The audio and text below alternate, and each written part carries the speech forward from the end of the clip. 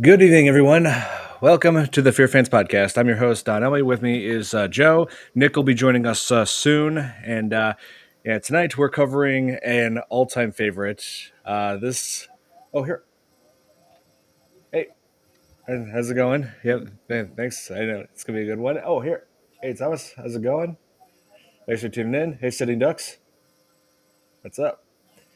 All right. Yes, we got a little delayed. But yeah, hey, better late than never. But yeah, Nick is going to be a little late as usual. But so yeah, this one I remember fondly watching as a kid. Yeah, this came out in 1999, and yeah, like M. Night Shyamalan's first film, like before he went on that career with making all sorts of thrillers with twists, a few good and a few not so good ones. But this is arguably his greatest one, and it's The Sixth Sense. Yeah, definitely. I was talking to Mark about this earlier, and he even said it was his best film. You Oh yeah, know, Mark and was in there. Okay, I'm shocked I didn't watch it until today.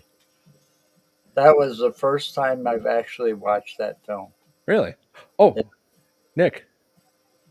Wow, late but still earlier than Nick time. Yeah, your mic is off. Can't hear you though, Nick. Yeah, your mic's off. There we go. Yeah, I just got home a few minutes ago, so yeah, that's why I was running a little late. I got You're you. always running late. Do you even own a watch? Yeah, No, I have a phone. I have my phone with me as a watch. do you look at your phone? No. Yes, but unfortunately, in this case, though, my phone died Uh-huh. right after you called me. It died. Yeah, like there's this thing called the phone charger. Yeah, I know. There's portable ones now. There's what? There's portable ones now. I've heard of those. Aren't they a little bit expensive though? No, you could buy a double pack for like $40 at Costco. Oh, Anyway, it's a little anyway, pricey, but so I'll consider it. yeah, so yeah, Sixth Sense. This has like so much going for it. Like it was released on like yeah, like I said, 1999, and that was a huge year for cinema. I think back to 1999. Oh man, I'm thinking about Fight Club. I'm thinking about Star Wars: The Phantom Menace, The Matrix. Oh man, what else? Oh, there were Blair so Witch many. Project. Blair Witch Project, Toy Story 2, American Pie, Sleepy Hollow, Tarzan, Bicentennial Man, The Green Mile. The list goes on. Wow. There are a So lot many of of great them. movies that year. Let's Yeah, see. there was. Now, Blue that not Thief. to I don't mention remember that year so much because I was in the hospital, on Right. still. Right, yeah. But, I've seen a lot of those movies you listed off. Like one of my absolute favorites from that list was The Green Mile. Yeah, Yeah, Green Mile was good. it is. It's an amazing film. And to respond to Kate's comment saying not the usual light setup, that's because I'm a day behind. I was going to start taking down my St. Patrick's Day stuff last night and start replacing with the Easter stuff. Unfortunately, though, I was so far too exhausted to do it last night. So yeah, when I get off after this tonight's gonna be the night to do so. Yeah, so yeah, The Sixth Sense is like I believe it's the second highest grossing worldwide film.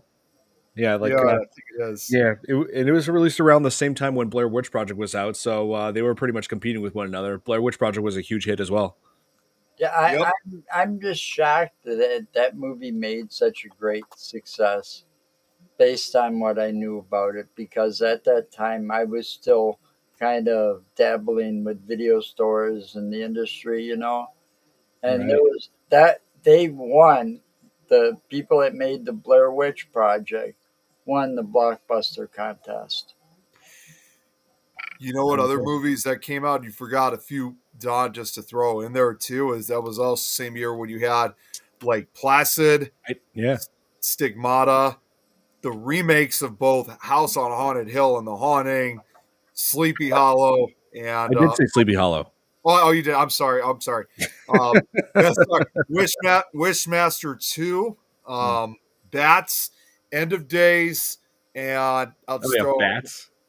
yeah, Yeah, yeah, a yeah, movie called Bats. yeah. That was one with Lou Diamond Phillips, and also he also played Warden Norton in Shawshank Redemption. He was played the villain No, in this as well I've in seen that. Bat. I saw that movie when I was really young. And I don't remember Same, any part of it, so I'm gonna have I to do. probably try to rewatch that movie sometime and finally throw one more movie in. And I wish Irene was in this right now because she probably might know what this movie is because it's a Japanese horror film. The disturbing and controversial film Audition. Oh, Did you ever hear of that one? I don't Or think so.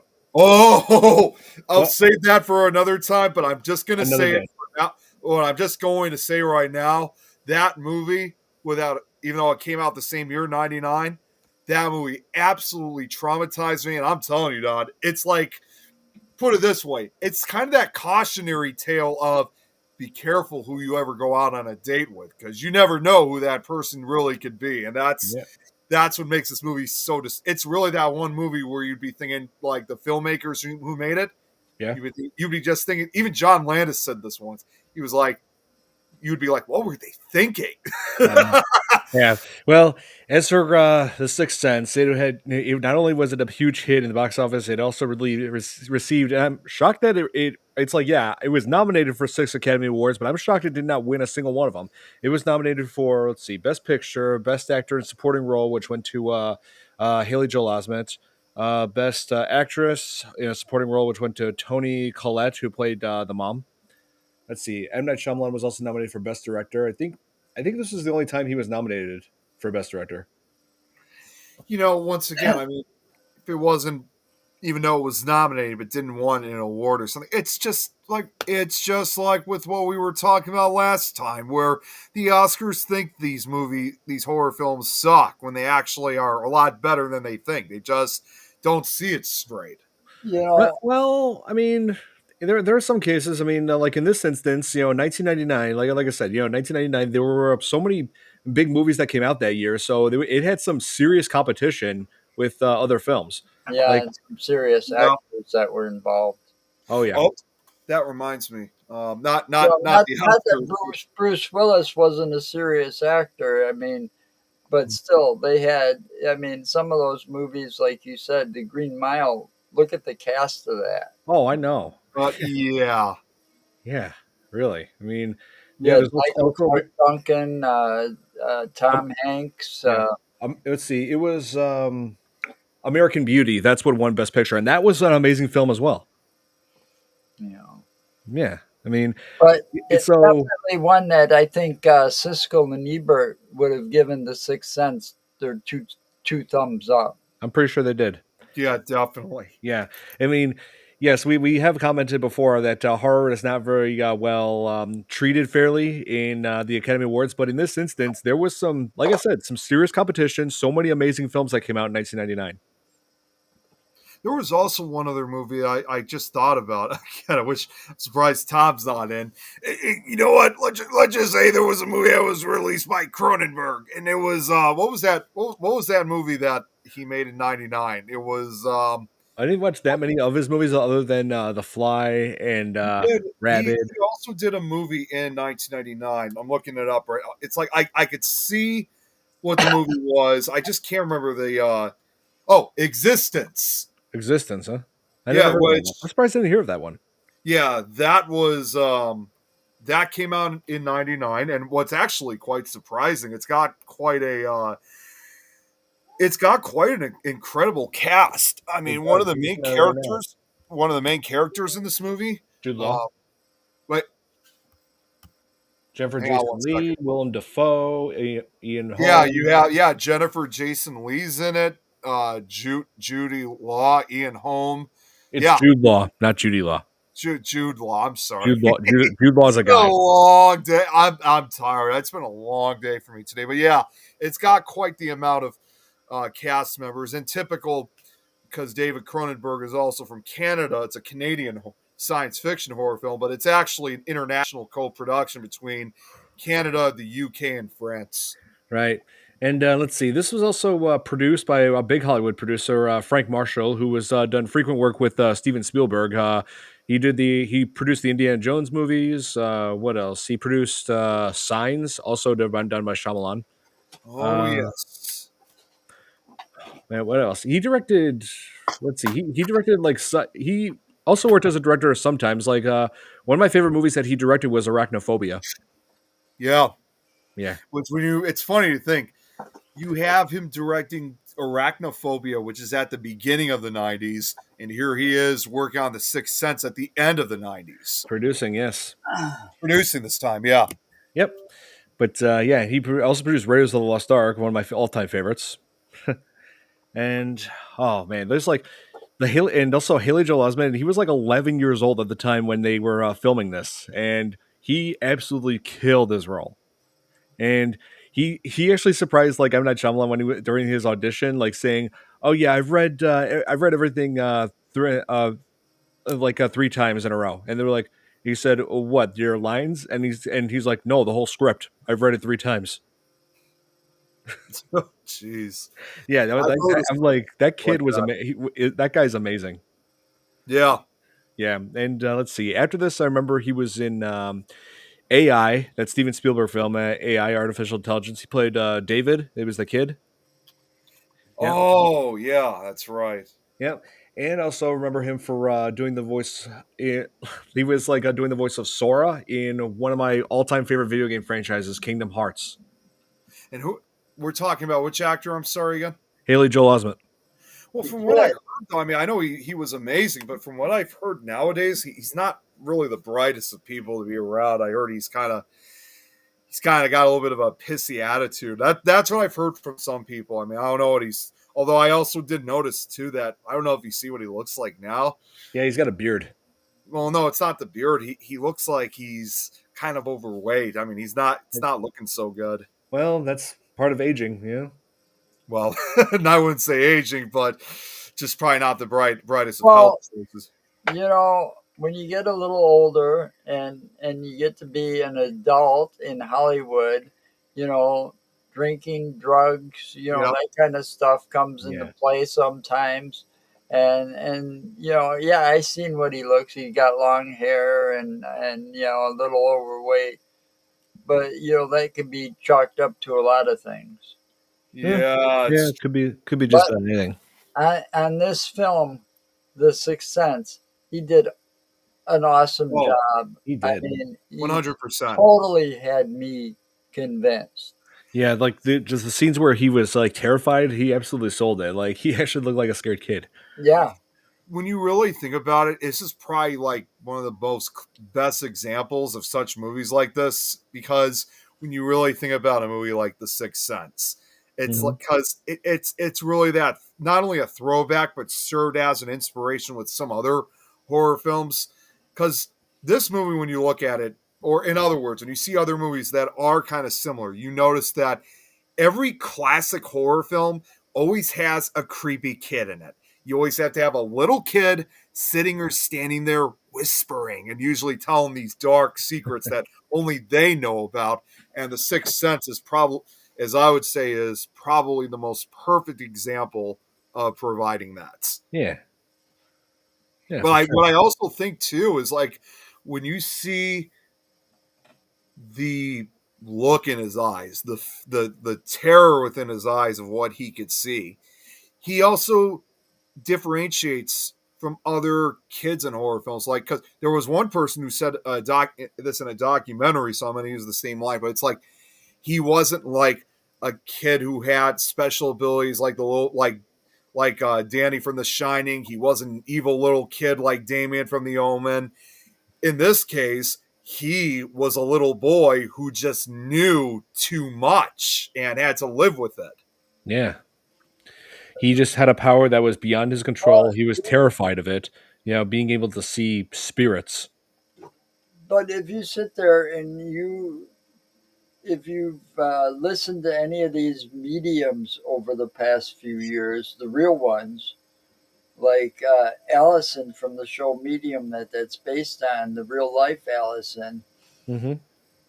she explains what she went through as a kid, and it's almost exactly like he didn't understand what was why he could see the dead, talk to the dead, hear the dead, what they want. He thought they were after them, after him. You know, Yeah. Yeah, I mean, it was really to try to. you know, It's like he didn't seem to understand, and this is something obviously right. Joe. So he was scared to death over these. He built himself a tent, was stealing statues from the church to put in that tent to hopefully protect him Hmm. from what he thought was evil spirits.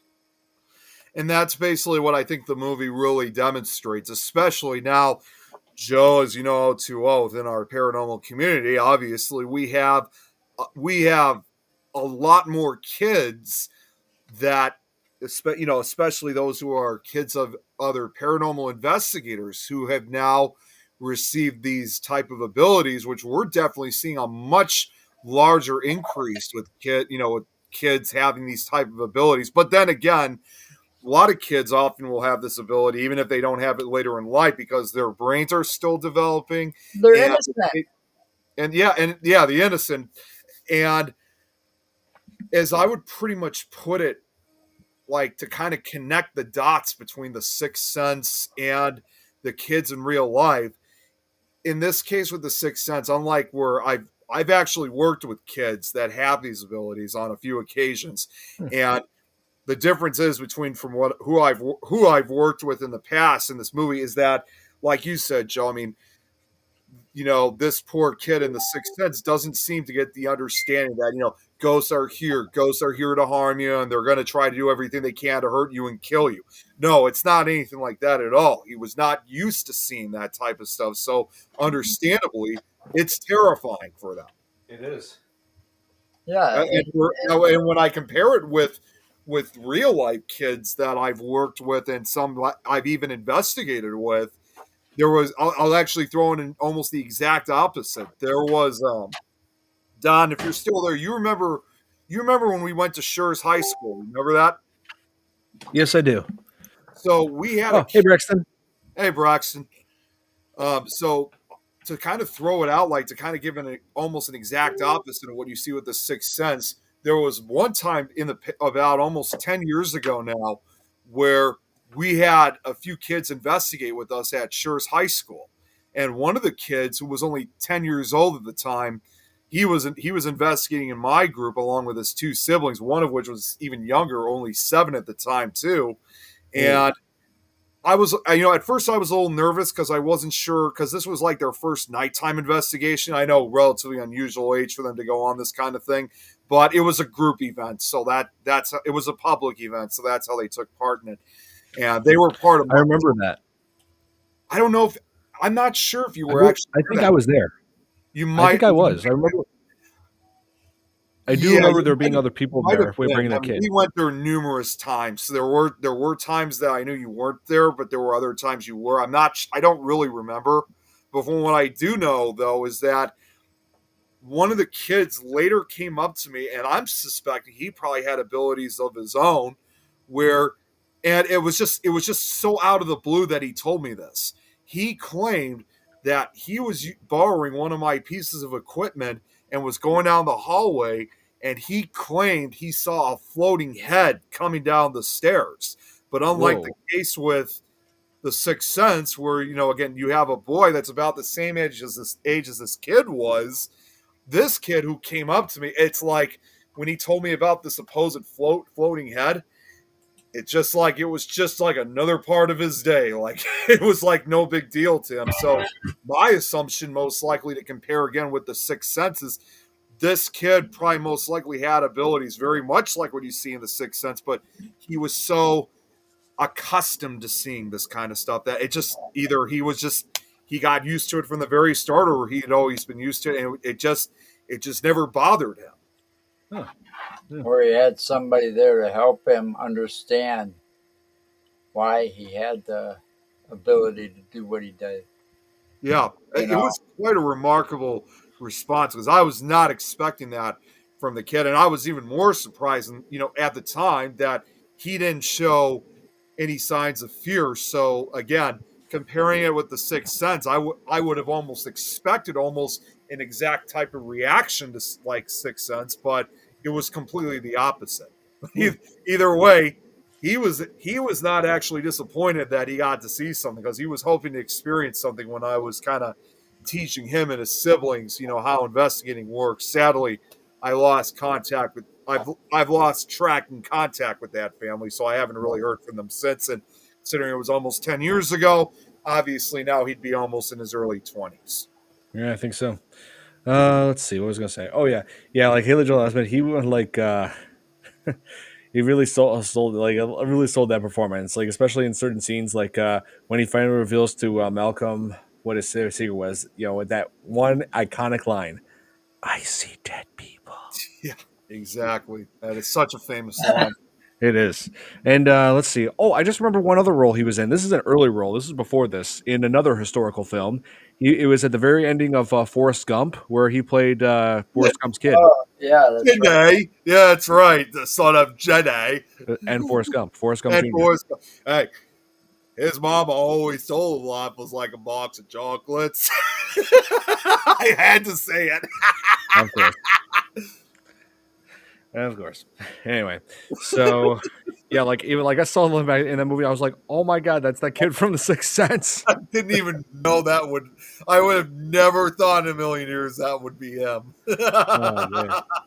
It's like so that's two of the that's two big like A-list movies. Seriously. Like that's incredible. And apparently he like I think I read somewhere that he did audition to play Anakin Skywalker in The Phantom Menace, but that Really? went oh yeah, but that went to another kid child actor who I don't think that kid's acting anymore. I was going to say, whatever happened to that kid? Let me look it up right now. Phantom. Obviously, now you would have to be like in his late 30s. Oh, at least. Let's Yeah, see. Oh yeah, Jake Lloyd. That's who he is. So Jake Lloyd. Okay. Jake Lloyd. He was. I remember him also in Jingle All the Way. Let's see. Yep, he was in that too. Let's see. Looks like he quit acting like in 2002. Oh, you retired? Okay. Yeah. Apparently, he was being mistreated by other kids to the point where he just didn't want to act anymore. It's always the worst. Well, Then again, yeah, he may have just Wait, diagnosed with schizophrenia in 2015. Arrested for reckless driving without a license and domestic violence. Oh Jesus. well, you think about this. Some of these kids get forced into this because their parents just see them as a paycheck. Yes, they Yeah. do. Yeah, You that know, is and, a reality that some of these child actors face. and before the kids got protected back in the 60s and the 70s, the child actors, you had a lot more of those child actors dying before they became too much of an adult, I you know. know. And usually by taking their own lives, like Data Plato, who was on a TV show from the 70s, you know. Yeah, I You remember know. hearing about some child actors who like went down the wrong path and Oh, then yeah. ended Yeah. up either committing suicide or overdosing on drugs. Like let's see, one teen idol from back in the '90s and early 2000s, Aaron Carter. I remember him. Yeah, I remember. Oh, Aaron Carter. Yeah, I loved some of his music that he Let's did. see, and also in that Disney show, the famous Jet Jackson. I remember that show. I heard that main here. Let me see. And there was another one I was thinking. This is from the early 2000s. Here, What let's was see. her? Lee Thompson Young. That's his name. Let's see. They just can't handle the fame. They get Well, too famous. it's not only just. There's also other occasions too where sometimes some of these child actors, when they star in these movies or Oh my gosh! television shows, It says suicide. It says suicide by gunshot. Died before he even turned 30. oh, Yeah. jeez. Christ. Well, there's also another negative side effect of some of these child actors that star in these movies and television shows, or even like doing music, is that on some occasions their childhood career is a huge success. But Mhm. unfortunately, as they grow older, they don't have the same type of Well, no, because they're stereotyped to that, yeah, to they whatever don't they have portrayed. they don't have as much success or as much fun as they did when they were kids. That things were changing, and a lot of them end up quitting or retiring from it, like you said with Jake Lloyd. But I was just thinking of one other example. I can't remember her name. Um, but you'll know who this. I'm sure you're gonna know who this is, Don, because Yeah. she was in a show in the early. She was in a couple different shows, but her most famous one was she played the character Sam in the show iCarly. What I was? didn't watch iCarly. Here, let me take a look at that. Yeah, that was. I'm trying to remember her name. She was the blonde hair It wasn't girl. no, not Miranda Cross Cosgrove. Jeanette McCurdy. No, no. Who? Jeanette McCurdy. Yeah, that's who I'm talking about. Yeah, she was unfortunately kind of as much as it looks like she's having fun on the show, she was kind of forced into it. And not surprisingly, if you didn't know this, Don, Yeah. about 2 or 3 years ago, she just recently released a book detailing how that she was forced to do a lot of this stuff. And here's the ironic part. Yeah. She wrote this book involving her mom. This was right after her mom had died. Oh, So to her, as cruel as it sounds, this book is kind of more or less kind of reflecting on her disgust that her mom forced her to get involved with this kind of stuff against her will, practically, and my sadly. God. Well, it's because, parents, when their kids got talent and then they're getting recognized, all they see after that is no longer their child. They see a paycheck. Yeah, they see Yeah, dollar signs. that is true You know, in some cases. and that power of greed is an ugly force. Yeah, Yep. yeah, and Makes it's just people do some pretty ugly things. yeah, it's scary the kind of damage something like that can do. Uh, let's see. And I just love the way they adapted like the ghosts in this, and like all the tropes of it, such as the room temperature dropping when when a ghost is in there. And let's see. The way the camera kind of changed, Yep. And also the, the how they the still lighting, yeah, the lighting changed of the cameras. and how the ghosts still carry the physical injuries that they had when they were alive, when they were upon death, Yeah, like that abused housewife who like Nicole had came across in the kitchen, and she had like her wrists were cut. or the kid that said, "I'll show you where my dad's gun hides where my dad hides his gun," and the back of his head was like shot out. Yeah, Yeah, there that's was the exit wound. Right, and basically the way I could and then describe you it. had the three bodies on top of the stairs. Yeah, that they were were hanging Yeah, on the because nooses. they did mention before that property those grounds during like colonial years they used to hang hang people. It was people. a Yeah, gallows. yeah, he said that, and it's like, they never hung people here. Yeah, Yeah, but well, during, But and kind of connecting again the dots with real paranormal stuff. There actually are a few schools out there around the world that were former sites of gallows or execution sites. There was a famous one, I believe. I think it was actually featured on Paranormal Caught on Camera. There was a boys' school out in the UK, I believe, and that is definitely it's a school that's existed for almost probably about 800 or 900 years. So it's one of the oldest schools in the world, and the staff and students are well aware and definitely do believe that it's a very haunted school. But the reason behind that was because it was formerly a gallows and execution site. So it's oh my God. probably as closest to you can get to like a real. But there's plenty of locations like that in the Sixth Sense. But the way I like with the ghosts involved in this movie is the fact, again, like the others, it pretty much goes by the definition of what ghosts really are. You could tell that these were people that were you're seeing what they looked like formerly in life, obviously in this case of how they died. The Right. room temperature drops where it gets freezing, which is typical in real life paranormal experiences. Of course, obviously I've experienced that for myself, and just that feeling of being watched, or just that unsettling feeling that you get yeah, prior to having an encounter. So it's where the hair stands up on your hair arm stands up, or you get back of goosebumps. your neck, and yeah, Yeah. I've gotten those feelings before in some locations too. You get all of a sudden, it could be 90 degrees outside, and you hit a cold spot, you know, Exactly. Yeah, and that's true. it just kind of your senses just go nuts because you feel all of that. And I Yeah, think that's what the Sixth Sense really demonstrates. And you have to think to yourself Does a too. good job doing it though too. Yeah, they do. Well, and you also, and I said this last week, Don, because this is another example to add to this. Due to the fact that this was 1999 when it came out, this was pretty much around the time when, again, a lot of the, when I said last week, when a lot of the paranormal documentaries and were coming out. At that time, just individual documentaries, not like full series.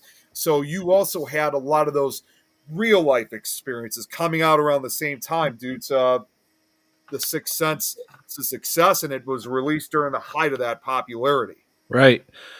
That's true. Oh man, I'm thinking back to like other ghosts that you see. Like then you get to the point where you see the girl, the little girl spirit, the vomiting one. That's what I was about to bring up next. I was going to say the terrifying scene in the movie. I think for me, it was when we see the little girl being murdered, and then she later appears in the tent the little Yeah, boy had made.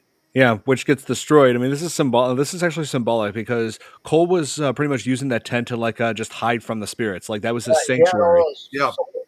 Yeah, he had all this. You know, if you watched him when he was in church, when he left, he grabbed one of the statues and took him with him. Took Yeah, it it's with like him. a use of yeah, protection. And then yeah, when you saw the inside of the tent, there was all kinds of statues from churches all around in there. yes, that's right. You know, and So yeah, candles burning. Like this was a sanctuary that he was protected in. yeah, and now that that spirit had destroyed that sanctuary, like he was forced to have to face the ghosts and and figure out what they want from him. And so Well, they had unfinished. It turns out these ghosts are just people who had unfinished business in the world and were not ready to move on. In this and case, the or little didn't girl know they wanted, were dead yet. You yeah, know, Girl was yeah, he didn't said that realize they too. were, again, like the others. They Didn't didn't realize realize they they were were dead dead. yet. Yeah, they yeah, didn't realize they were dead, and the unfinished business once again, as you Yep. see in the others. And I got, and in this case, the little girl in this case was seeking justice for her death.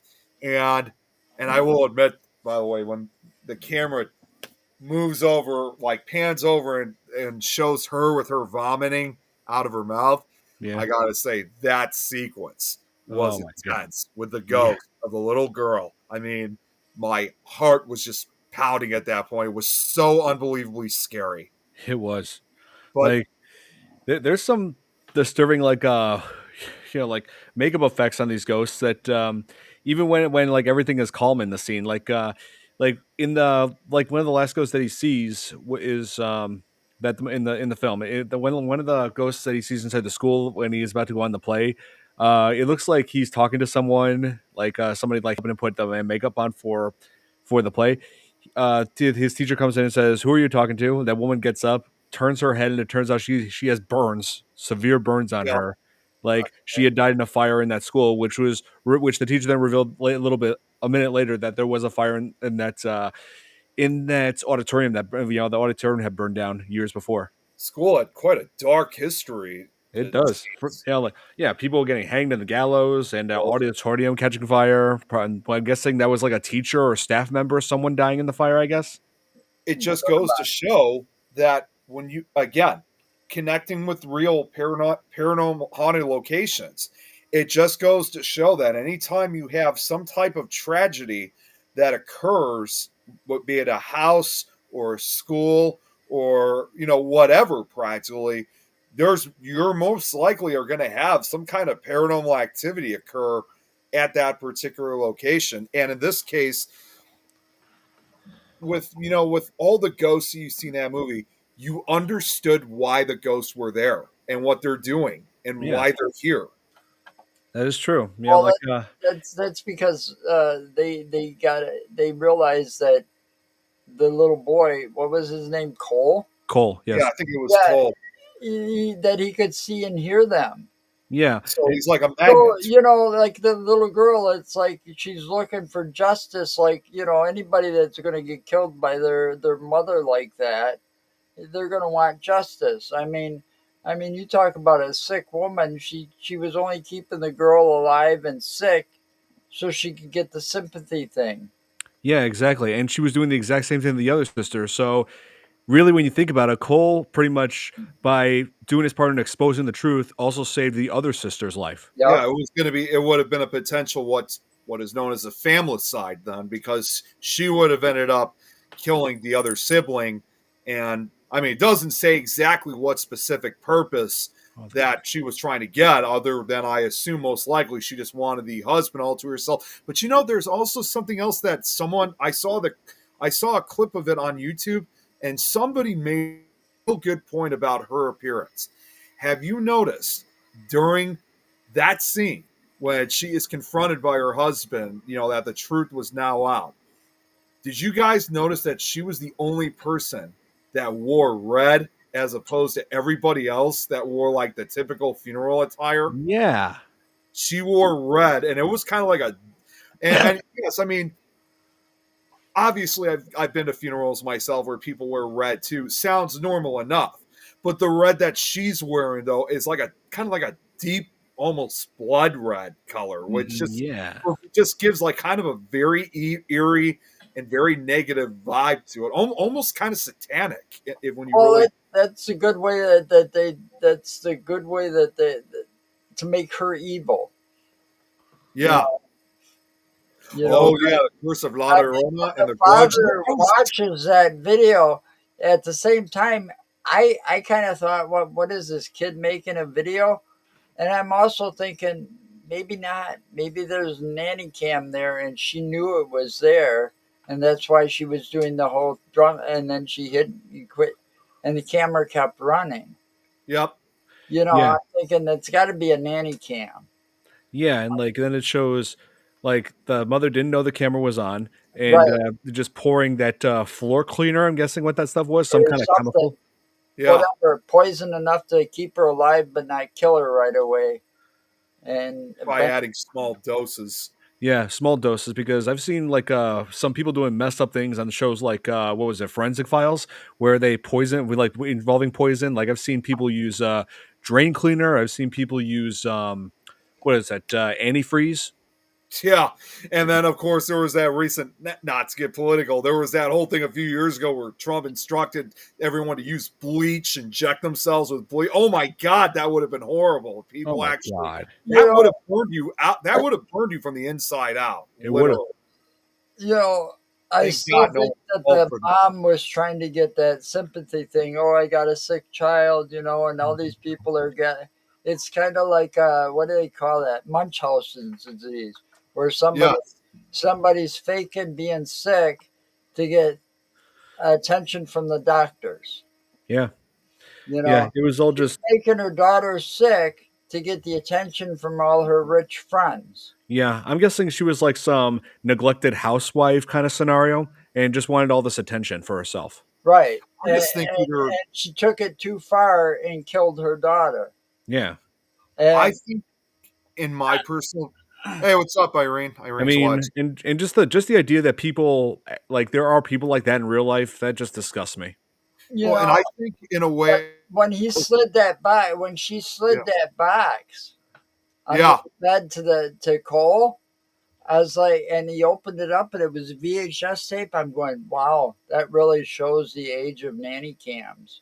It really It does. had been hooked up to a VCR through a cord to the back of the VCR, and then the VCR had to be recording. Hmm. So, The like other you thing, said, the mom didn't know that the VCR was still on record for that Gypsy nanny Road. cam, and then turned around, and the daughter, before she died, must have grabbed it and hid it. Yeah. no, the other thing too about that, I mean, again, like I just said a few minutes ago, it could be attention. I mean, again, they never really explain what specific purpose she was trying to get out of this. Yes, maybe it's for attention. That's another good theory. Like I said, maybe it was all she just wanted the husband all to herself and wanted no kids at all. I mean, I don't think we're ever really going to know exactly what the specific reason was, but you just knew that as I would Oh, just after Breck, he confronts her, Braxton makes a good point. see, playing crazy, get a check or power of attorney or conservatorship cases. Like, yeah, maybe like some type of even though it's unlikely with kids, get some kind of inheritance or something. That could be another Well, possibility. Yeah, I mean that's typical.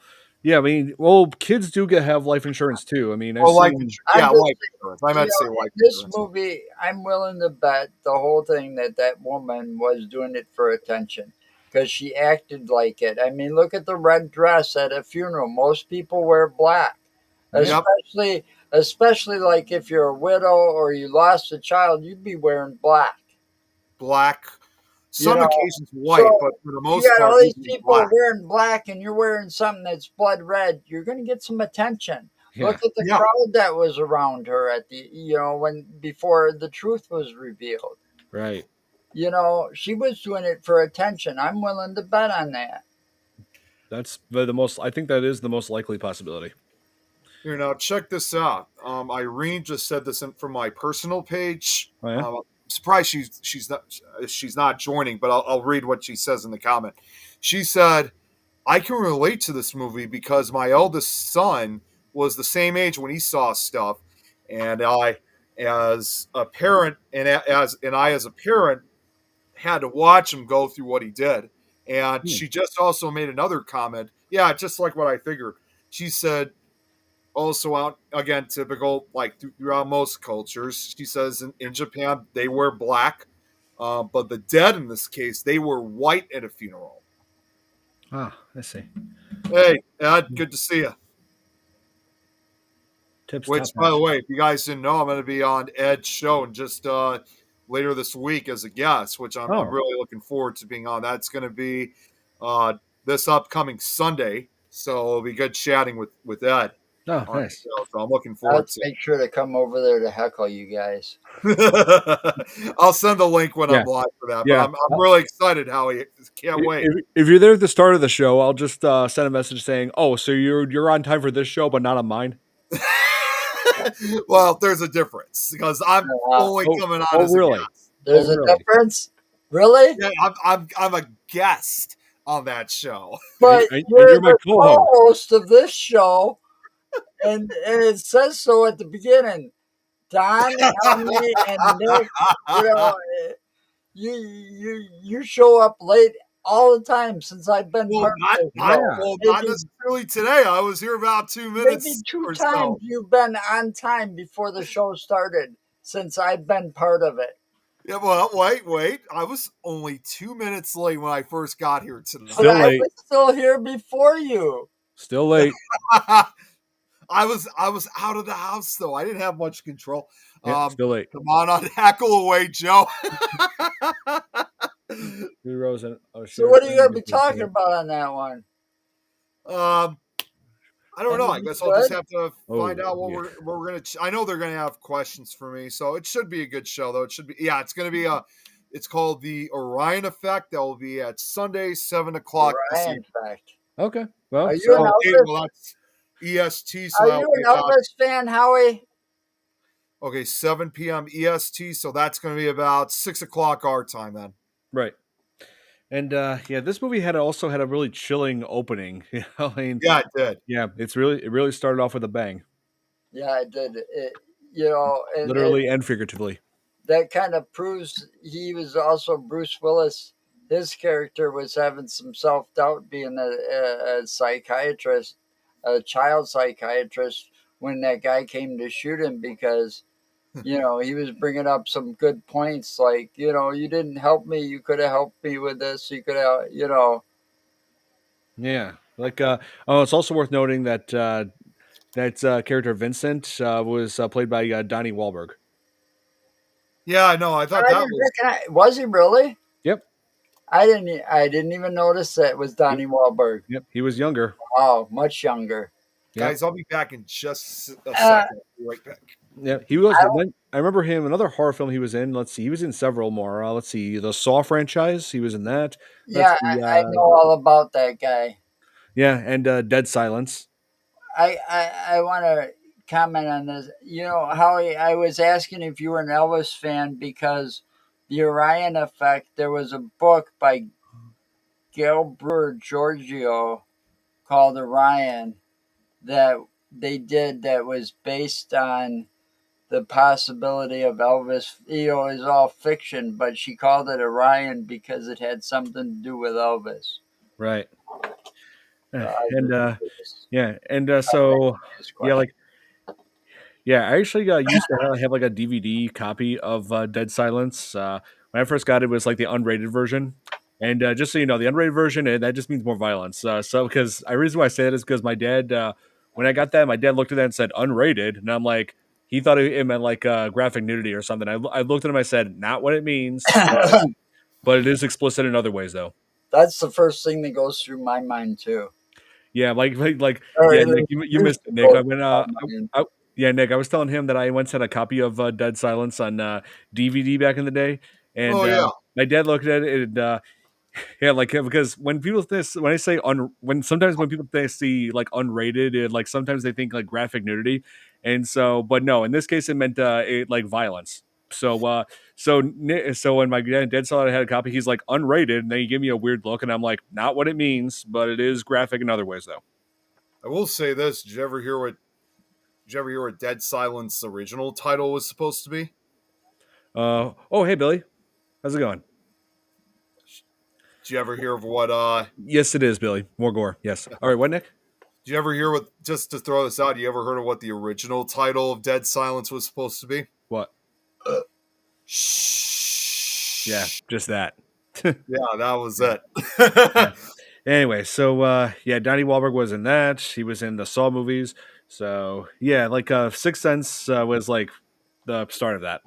But yeah, that was a chilling like opening scene. Like a former patient of his coming back and then pulls out a gun and shoots him and then kills himself.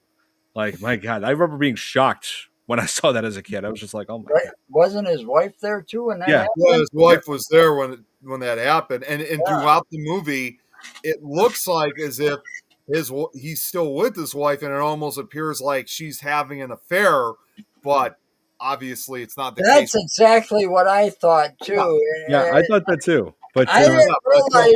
obviously we get the understanding, right in the last moments of yeah. the film. Yeah, well, I figured it out right around the time that he went to his wife's, where his wife's living. It's still the same place, and the guy's coming out of her house and getting in the car, and Bruce Willis is sitting there yelling at him like, "Hey, hey," and the guy just gets in the car, doesn't even look, and stuff like that.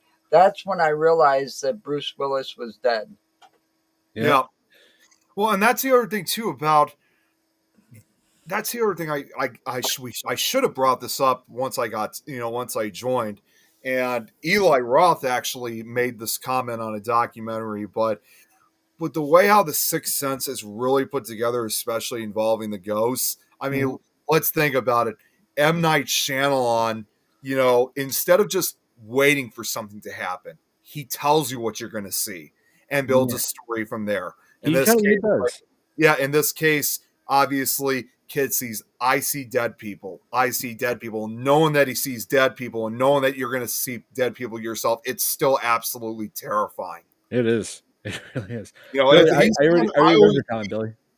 I always see like M. Night Shyamalan in a way, almost kind of like the teller of these stories when you really think about it. Like some people would think because he's telling you what you're gonna see, it may sound more like a spoiler than anything. And Right. that may be true to some degree, but think about it.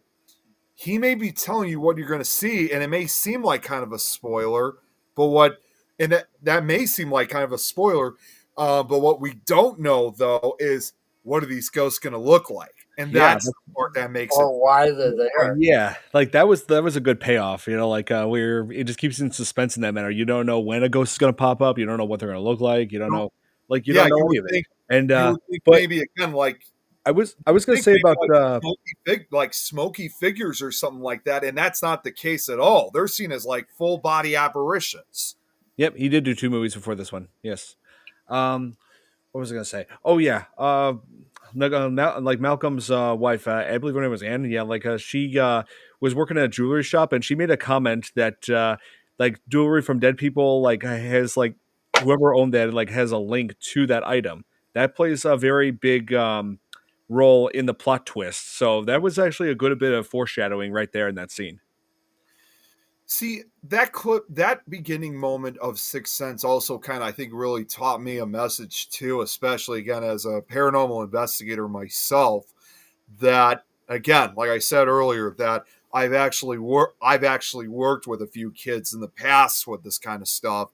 And in a way, I wouldn't necessarily in this case call myself like a social worker or, like in this, or like a paranormal or parapsychologist in this case. I wouldn't necessarily call myself that. Right. But I knew at the time when I was with kids that, especially those that had abilities of their own, that it was important to work with kids and get them to grow accustomed knowing that they have these abilities.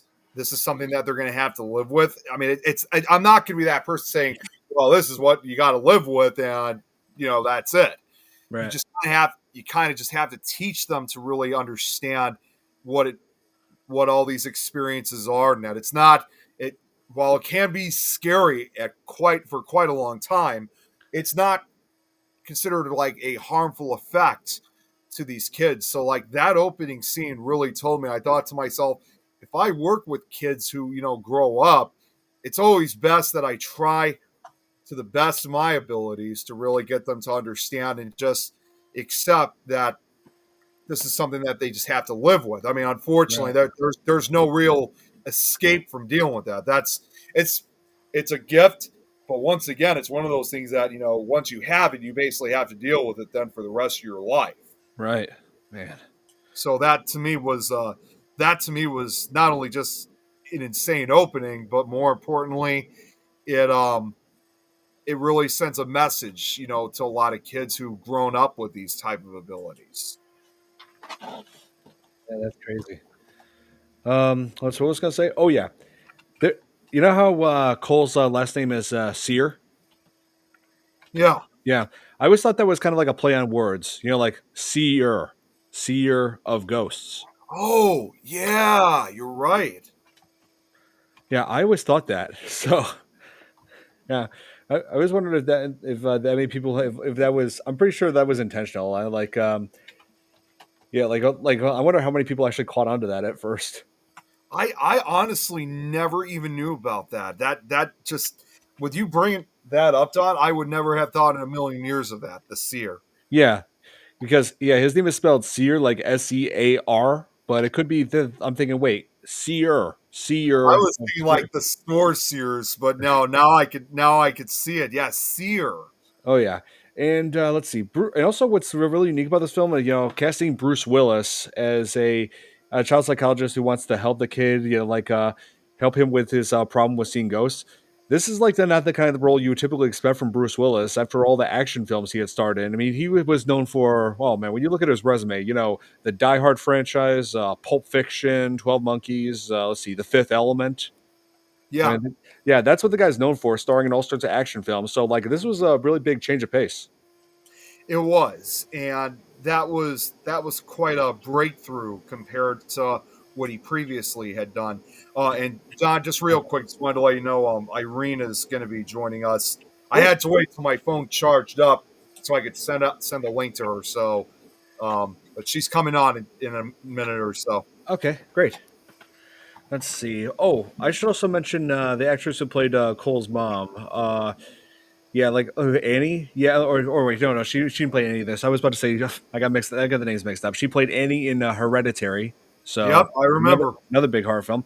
Yeah, she was nominated for an Academy Award for this film, and because she actually did a great job with this. Like in certain scenes where, like especially like near the end, where especially like at the end where she and Cole are in the car together, and there's a whole big traffic jam because of an accident, and Cole like finally reveals to her that what his gift was after saying like there was a terrible accident, a woman died, and she's standing right next to me, and finally revealing that he's capable of seeing and communicating with the dead. At first, his mom like is in complete disbelief about it until she told him like something about a fight that she had with her mother, something that he could. There was no way he could have known about when she was little, going to a dance recital, and that when she went to visit her grave alone, she asked a question, and the response was yes.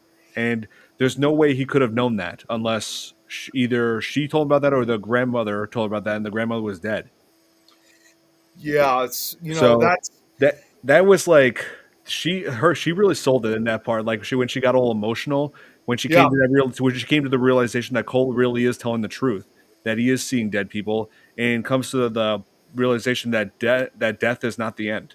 And he wasn't the one moving the bee pendant or The whatever bumblebee that was. pendant, yes, No, Yeah, yeah, no, he bumblebee wasn't. pendant. yes, Yeah, because when he explained that to her, she was getting very emotional, and you knew right away that she was going to believe him when it was all said and done right there yeah, because of how Absolutely. emotional she was getting, and he was saying things that he wouldn't have known, like that story about the argument that his mom and grandma got into right. probably before he was born. I was It thinking had the to have same been before thing. he was born. That's what Yeah. I was thinking too. I Yeah, thought to myself, this probably must have had to occur before he was ever And born. And he knew, and if she never told him the story, how'd he know the details? exactly. right, You Yeah, know, yeah. You think of compare all this together, it's like there's no way he could have known unless the grandma told him, and the yeah, grandma was dead. And that Toni Collette who plays her, like she's amazing. Seriously, like one other favorite scene that I liked was when she prepared Cole's breakfast. This is like way at the start of the film. Prepared his breakfast, Cocoa Puffs, which I also loved as a kid, by the way. I never liked like Cocoa cuckoo Puffs. for Cocoa Puffs. Yep, I never ate those, to be I loved honest. it. But yeah, like so she leaves. I love the panning, the tracking shot where she moved out of the room for a few seconds to get a new tie for Cole. She leaves, everything in the kitchen's normal, right? She goes back in. All like not all of them, but a majority of the drawers and the cabinets are open. Yeah, more Yeah, than she. I'm like, Yeah, wow, that was more than she closed. yeah, that was amazing how they pulled that off. And yeah. that reminds me of something I did when I was a kid. So like me and my family first saw The Sixth Sense Oh, for the very first time. Oh, here, we'll go hey this. Irene, here I'll continue with Hey, this. Yeah, Irene. Hey Irene, hey. hey, you're just in time. I was just telling them how this scene from The Sixth Sense reminds me of something from childhood. So it was back in 1999 when me and my family had first saw this movie, right? And Mm-hmm. so like I was having breakfast the next day, and my dad like left the room for a few minutes. I opened all the drawers in the cabinets, went back to Oh. sit down, and my dad came back in. He saw that. He just looked at me, smiled, and he said, "Very funny, Don." That was a good one. Yeah, being a misfit there, Don. Yeah, because he saw the movie too, so like he knows what I was why he knows why I did that. She's not You gonna go. know, can I can't help but think about this. That just made me think of another movie, and it's another paranormal movie that came out almost 20 years earlier. Well, about 18 years earlier, and that's Mm. Poltergeist with the chairs that were put up. I'm thinking to myself, can you imagine if Don? Can you imagine if can you imagine if you figure out the way of like putting the chairs up like that? I know, right? We also got to cover that movie this year. Yeah, We I'm will. surprised we haven't. Yeah, We that's another good one. we will. Yeah. We will. But I will announce what we're covering next week. Saw 2. Oh, Saw 2. That Okay. goes Yep. there. It's been a while since we covered a Saw movie, so I figured, yeah, why not? Let's get back into it. Lois may want to join that one because as I told you a while back, she's a huge fan of the Saw movies. Well, she's more than welcome. Yeah. Yep. So anyway, how's everything, Irene? Oh, not bad. Yeah. Been busy. Uh yeah. Same here. I've had my cousin just got married, so yeah, I've had a busy week. Congrats. I was Congrats. gonna say congrats to your cousin, Don. Oh yeah, Gabby, yeah, we're all thrilled for her. I saw that picture of you, by the way. I thought that was pretty cool. Oh, and the tux. Yeah, Yeah. I still have it. Hang on. Yep, uh, handsome dude yeah. right there. Yep, there's me in the suit and the Oakleys. Say this, Hugh. I mean, for everyone who's watching, Hugh, believe it, ladies, this guy's single. Oh my gosh. Not, So not so's my son. He's well, also not single. well, not by choice. Yeah, well, that makes two of us. Yeah, but yeah, it's all right. But anyway, so yeah, like I said, busy week because I had that going on, and I pretty much blew everybody's minds at the ceremony. I was one of the 5 people who had to get up and say this part of a prayer, and Mhm. we were given like sheets to to get an idea of what we're going to be saying. I memorized my portion of it just 2 days prior. First read it 2 days prior. Memorized the whole thing on the spot Wow, good job, and Don. and I read it out. I read it without even looking down at the paper that they give you at the podium. Mhm. Wow, Yeah, great job. read the whole thing, and everybody's minds were blown. They're like, "How do you they're like you actually memorized all that?" And like they were like, "Wow, like you actually that's amazing how you can memorize those things." I'm like, "It's what I do." I If I was there, Don, you would have blown my mind too. So that's fantastic. Anyway, let's get back to the movie. So, Irene, did you first see The Sixth Sense when it came out? I did. I did.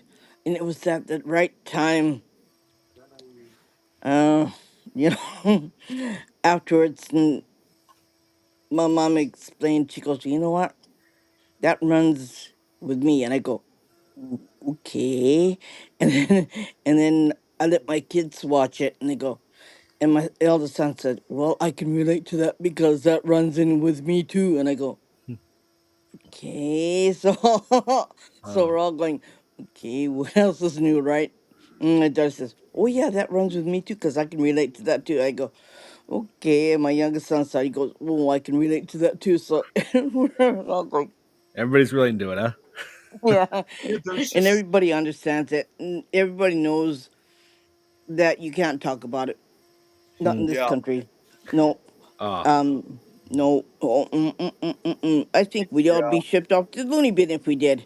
oh man. So we get Unfortunately, yeah, unfortunately, that's the case. I mean, as much as I know, Irene, like to speak about it.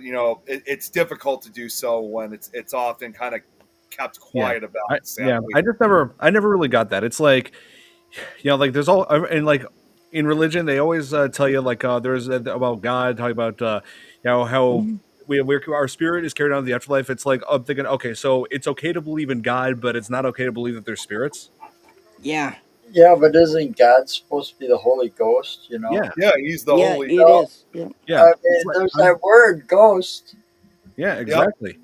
So which obviously means when you really think about it, God's pretty much a ghost himself. Mm-hmm. Yeah.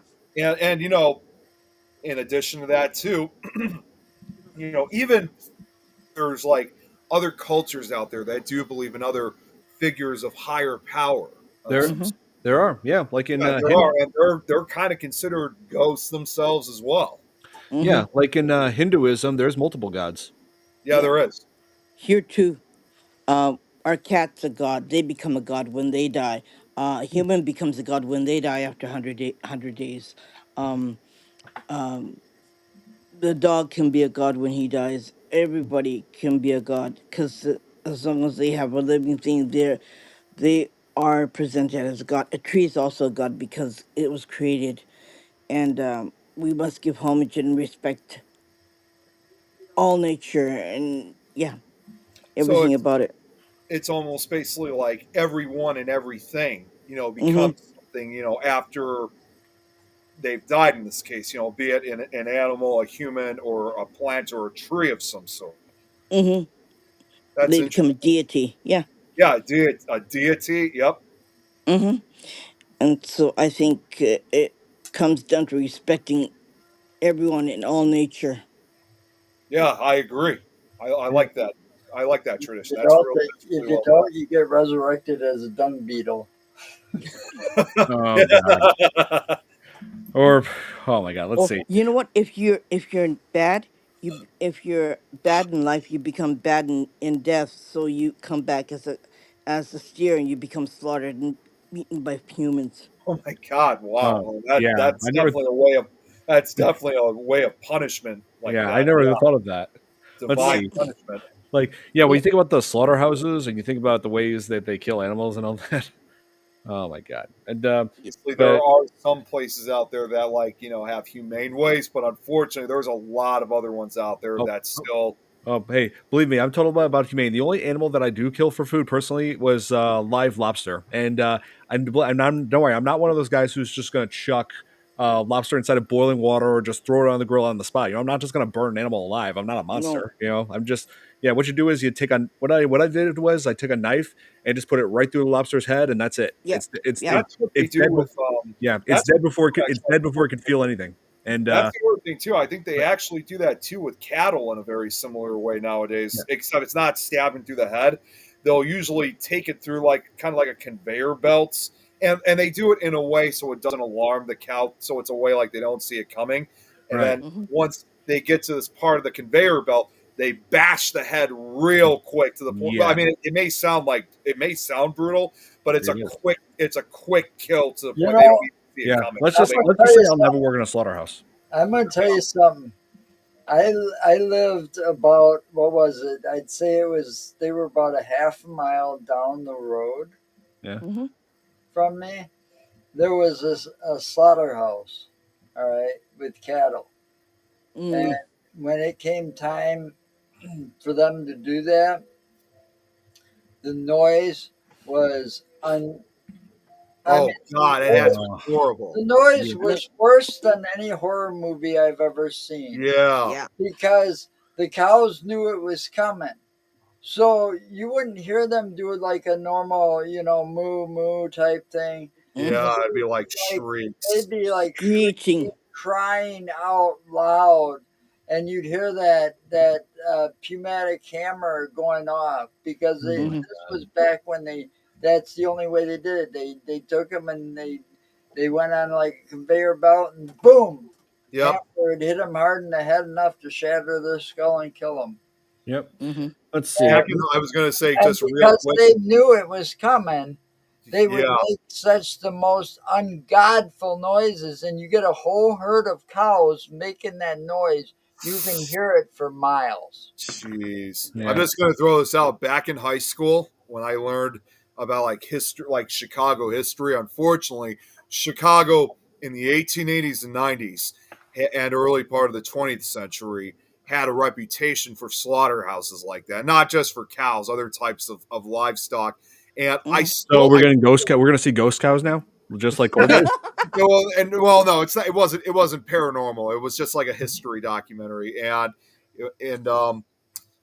what I will say, I still remember this 15 plus years later where they were showing, of course, obviously it was just sound effects that they were adding because obviously, again, this was the 1880s and 90s, but they showed like footage in this case of like, a pig that's about to be, slaughtered and they're holding it and it's shaking around. They're using all these sound effects to make it sound even more disturbing. I think it really freaked the hell out of a lot of us because a lot of us at that time were like, between ages 14 to 17 years old at that Mm-hmm. time. I think we even had a few that were like even as young as 13 watching it. So we Mm-hmm. had like quite a diverse age of audiences.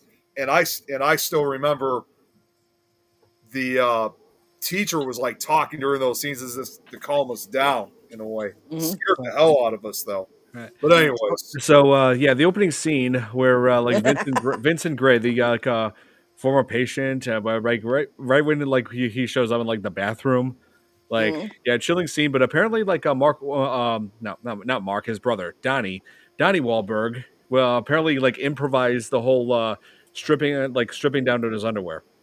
Apparently, makes a yeah, like lot of sense if you did that. apparently, originally he was supposed to have like gothic clothing on, but they decided to change that, make it. It's like it's like why would he be wearing clothes if he just wants to end his own life, like get all bloody like that? So yeah, like Mm-hmm. apparently he pitched the idea to M Night Shyamalan and he accepted, but they wanted to make sure he was at least in his underwear so they could at least get a PG-13 rating still.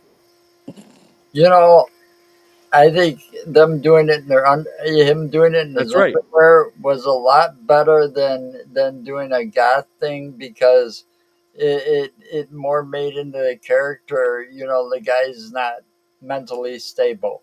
Right. Yep. Mm-hmm. And You Thomas know, brings up, he says that Donnie Wahlberg, yes, he was in New Kids on the Block, and that was huge in the 80s. he was part of New Kids on the Block, He was. the musical group. Yep.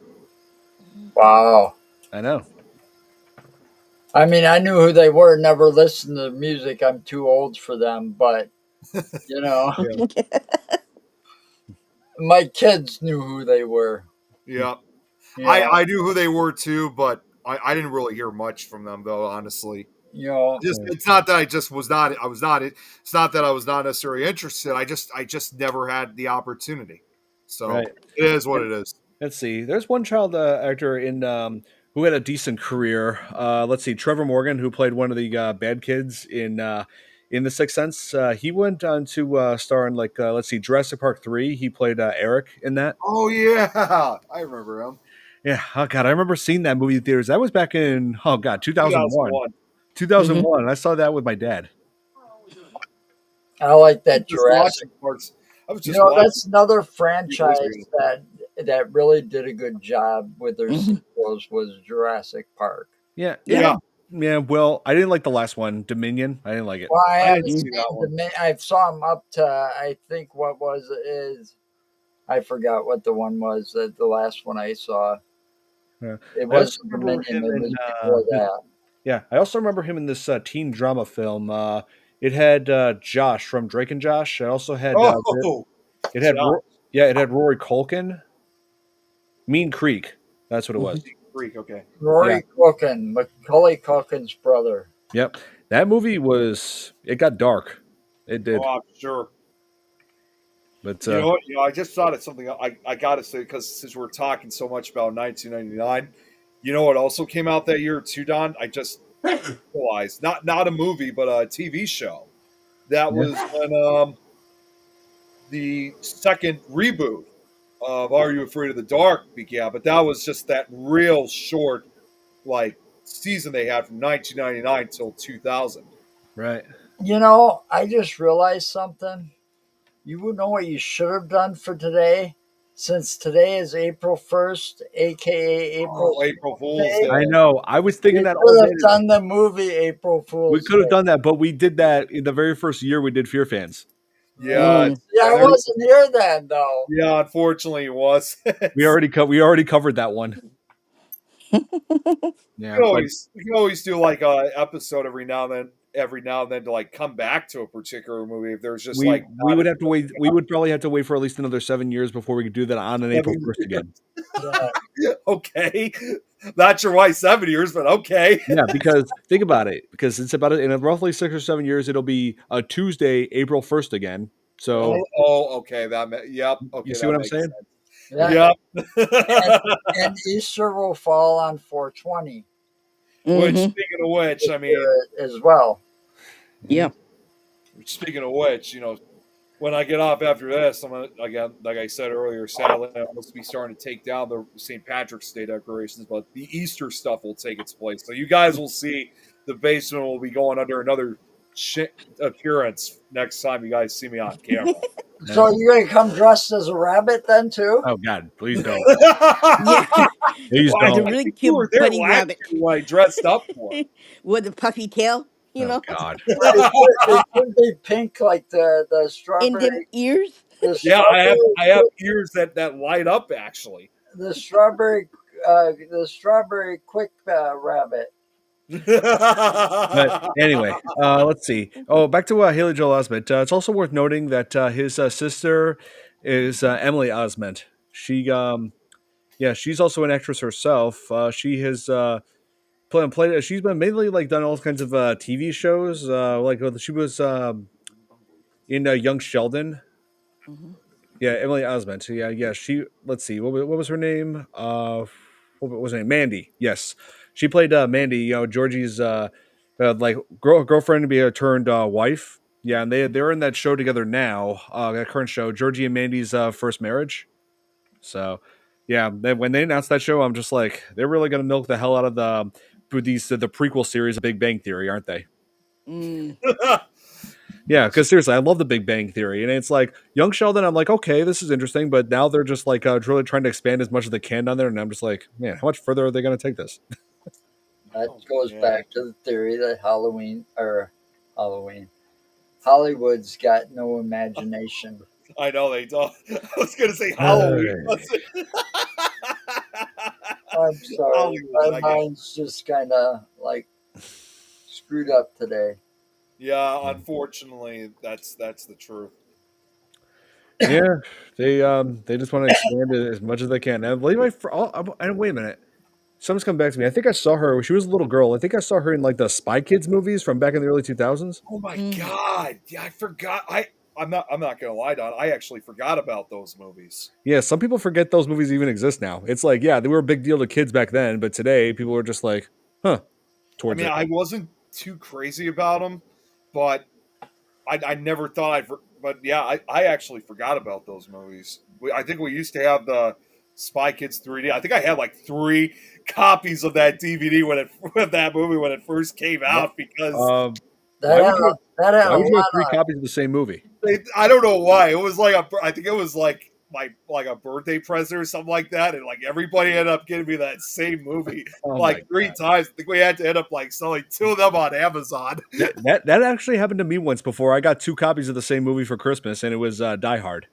Yeah, it was like Mm. it That's was. why I you was got like, to tell people never to buy you movies And then I because ended up buying a end up, Blu-ray copy years later. then you end up getting two or three copies of the same movie sometime.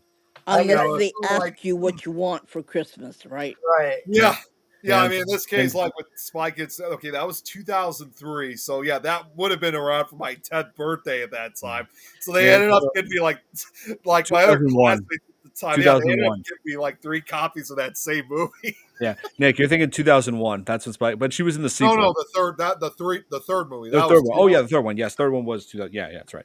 And but now it's like thinking about Die Hard, thinking about The Sixth Sense. I just feel bad for Bruce Willis because he's Hmm. in really bad shape now Yeah. because his dementia. You know, he just turned 70, and for the past Yeah, few years, for the past like few years, he's been suffering from this form of dementia that's really taken its toll on him, and he can't even talk anymore.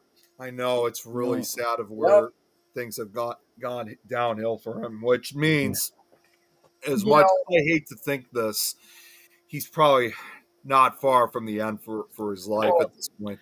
he is, Yeah. I hate thinking about that, man. I really do. but he did a lot of great stuff He before he did. got bad. I mean, because he got a start in TV doing that moonlighting with Sybil Shepherd. Yeah. Yeah.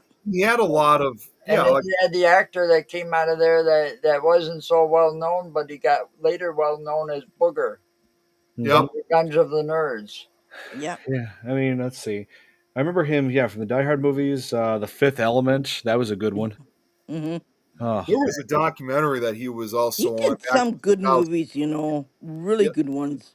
he did. He made good choices. yes, he did. Yeah, He yeah. had quite the career. So Well, well. even though I mean, sadly he's going to during be the last passed, five, I mean, during the last 5 years of his career, he starred in some very mediocre action yeah, and sci-fi films. So Hmm. his career was going pretty much downhill in the end.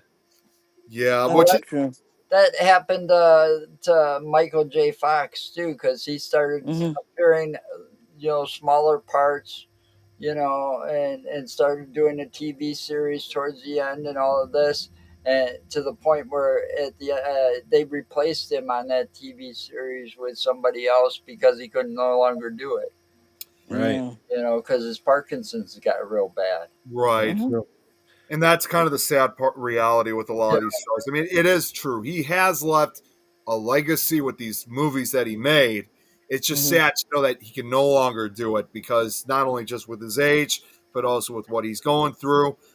And that's just it's definitely like I said, it's sad knowing that he just doesn't do this stuff anymore. But at least again, he made movies that could still yeah, be watched for and generations and decades to come. Yeah. the same thing's been happening to Jack Nicholson too. He's got dementia as well, and he had to retire from acting for because of it. So Chanel was watching from my personal page, and she just said Louis Body, the same kind Robin Williams killed himself over. Bruce Williams, sorry, Bruce Willis has. That's Oh, Hmm. what it's called, Louis Body, I think, in a Blue way, Body, which yeah. is like a type of. I've never heard of that term. I guess Chanel, if you can explain that a little bit more, yeah. if I that's was I was reading that once, and it wasn't just they say, well, it's the same thing but Robin Williams was also had a severe case of depression Yep. Yep. on top of the mental disorder, so he just couldn't handle it no more. Yeah. Yeah, That's and why he took his own life. It's sad anytime somebody takes their own life, and especially over a mental disorder. Mm-hmm. It's very sad, and they need to get these people some better help. let's see. The Charlie Brown actor did that Oh yeah. for that reason. Peter. I had an uncle. It's hard for me to go to Oregon, Wisconsin because, especially the bowling alley there, he Yeah. killed himself with a shotgun Oh. out out in the parking lot, in the back of the parking lot of the bowling alley Oh, in Jesus. Oregon, Wisconsin. And he was my favorite uncle, and his problem was he was paranoid schizophrenic. Yeah, I think that's And what he that. stopped taking his medicine. Yeah, I think that's the Mm-hmm. problem that that actor who played Charlie Brown had. And Peter let's see. Robbins. Well, and it's not only just with was going because again, growing up, I've been a huge Charlie Brown fan myself. Peter Robbins, unfortunately, if you guys have ever heard, he didn't make some. He made some pretty bad choices, He did. which had him go to jail a few times. Part of it was domestic violence, but he was trying his absolute best of trying to be a better person. In fact, Mm-hmm. I just looked up. I didn't even know about this. He actually was he had discussed before his death. He discussed plans to write an autobiography, a book of his own, Mm-hmm. ironically called titled "Confessions of a Blockhead," Oh man. detailing his life, his jail Mm-hmm. experiences, and his future. But sadly, he was unable to finish it before his death. So it's a book that's never been finished. Yeah. Let's see. Here, I wanted to get back to the movie. Let's see. Yeah, so we covered like the scenes where like when the ghosts appear and the temperature drops down. I Mm-hmm. like how they did not use CGI Mm-hmm. Yeah, for the practical Yeah. effects. yeah. I like how they didn't use CGI for Cole's like where you exhale you could see his breath. They Mm-hmm. actually did have to try to make that room like super cold. They wanted to give it some serious realism because they felt like CGI would have looked cheap. And I gotta say, I agree with them.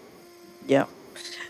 But don't you feel that there's not enough movies for portraying even a subject having viewing these unforeseen spirits that everyone views like, oh, I got scared, oh yeah, but no one sees the other side of them, the No, other side of Yeah. these people and how they feel it and how they see it. I think that was the only one movie that ever did that, and it wasn't a comedy, it was a serious movie. And how a child goes move. through these emotions of what they see and how he has to deal with it. Oh, I don't. my condolences to you, Braxton. Yeah, That must have been horrific. Yeah. sorry to hear that, Braxton. Yeah. And you make a good point too, Irene, with that because it's like, like in addition to like just the representation of how they feel, it's like you see that I think in a lot more of the earlier ghost Mm, movies, but just yeah. you just don't Yeah. really see it as much, with movies nowadays. I mean, every now and then, I mean, there's been a few of them, like every now and then, but just not as many as there used to be prior to, I would say, like to around 2010, 2011 was when they really Hmm. started drifting away from that. Yeah. Yeah, And that's true. plus, remember, a long time ago in the past, when these people were children, they were all committed to an insane asylum, right? I know. And yeah, because they thought they were cuckoos in the head, but they weren't. They were just sensitive people. Yeah, that's right. Yeah, it feels like in the past, like insane asylums had locked up people for all the wrong reasons, I know. It Yep. was it was Yeah. real unfortunate at that and time. But they've people, done that to autistic people too. yes, they Yep. have. They're Yeah. Yeah, I Just mean, because people that you didn't fit in the same square, round, triangle box, they'd put you away because, Yep, yeah, you're different. there's a it was straight jacket. Try this on for size. Yeah, I mean, it was just well, And and I've talked about this before. I did that with a particular notorious location like that with Penhurst State School Medical Hospital in Mm-hmm. Spring City, Pennsylvania, not too far from Philadelphia. And Mm-hmm. that was, and I did a Nick Files episode on that, and that Mm-hmm. was a particular example of how, unfortunately, Don, people like you and me Mm-hmm. were often incarcerated at a Yeah. place like that. Yeah. And Yeah, you know what? I think just they still terrible. do it even to this day in certain Well, countries. of course they do. They, Yeah. they, they still don't. I mean, they take these people that have, you know, a mental disorder or whatever, Mm-hmm. and, they say, okay, you need these meds. But then again, they don't always follow up, or these people say, I don't like the way I feel on these meds. You Yeah. know, I've had some of those mental meds because I'm considered bipolar, Mm-hmm. and I don't take those fucking things. Excuse me. No. I don't Yeah, take those meds because of the way they made me feel while I was taking them. Yeah. Right. right. You Guys, know, Let's real see. quick, I just wanted to say what Chanel got back to me about that answer, like with what Bruce Willis is going through with the dementia and stuff. What I was saying about, so she just said Lewy body dementia, otherwise known as LBD. It's a progressive brain disease that occurs when abnormal protein deposits called Lewy bodies build up in the brain. These Oh, deposits these deposits affect the brain's control of movement. So yeah, it's a type of dementia, but also can cause other issues as well. So that's what he's current. That's another, you know, another major reason why sadly he had to retire from really doing movies anymore, because it my sounds God. like a quite severe form of dementia. It does sound like it. And well, before we wrap this up, we definitely got to talk about one of the biggest things this movie is known for, and that is the plot twist. Yes. So Mm-hmm. right after Malcolm has helped Cole figure out how to deal with the ghosts, like Stella says, hey, like maybe these ghosts aren't really here to just terrify and hurt you. Maybe you should just listen to them. Maybe they need help. Mm-hmm. And what the ghosts want is help to move on into the afterlife. Mm-hmm. And like Malcolm, when he goes home, he takes Cole's advice and talks to his wife while she's asleep, and it says that like you never came second. You were I've always loved you. But then she drops the ring, and that his wedding ring, and then she realizes he has not been wearing his ring this entire time. Oh And wow. she did foreshadow this earlier at the jewelry shop, saying that jewelry, whoever owned that and had died, is attached to that to a piece of jewelry. Mm-hmm. So, Yeah. yeah, there was foreshadowing to this. And then he realized, oh wait, and then he checked out his back. He had a gunshot wound on his back. It never shows him in that shirt with his back turned because he always had a coat on. Mm. So Yeah. that's why we didn't see that gunshot wound. Which makes a lot Wow. of Yeah, sense. and yeah. So Wow. when you look back at the scenes, it really all adds up. Like nobody else interacts with him aside from Cole directly. right? Mm-hmm. Because he could see him. So Yeah, But like yes, he's the only one who's capable of but seeing him because but it makes you as you're watching this, it makes you kind of puts you in his shoes because the whole time you're watching it, you're thinking Bruce Willis is still alive. and not Yeah. only that, when you realize Well, because he's sitting there talking with yeah, the boy, and his mom's in the same room, so you think yeah, he's talking but to all three of them, but he's only talking to the kid. yeah, and when you exactly. realize too that he is a ghost himself, that's Yeah. obvious where Yeah, it goes to show that every time he's been around Bruce Willis, especially like when we were talking earlier about the funeral scene, it's like in Mm-hmm. yeah, reality, he was basically all by himself, Mm-hmm. Mhm. just nobody could see Willis's yeah, spirit. yeah. In that, Mm-hmm. that's right. In that funeral scene, nobody else interacted with him. No Nobody. one did, and you notice no one interacted, so he was basically he was by himself. And nobody Yeah. interacted with him except the ghost that slid him the box at the funeral. Mm. Mm-hmm. When at the girl's Yeah, funeral, he grabbed the box and they just kind of nobody interacted. He walked through that crowd of people with the box all by himself until he interacted with the dad, that's right. and said, And "I'm so and so, and I think she wanted you to have this or tell you Mm. something." you know. Yeah, And all you see is Bruce Willis standing there, nobody interacting with him, just Mhm. standing there watching the whole thing go down. Mhm. exactly.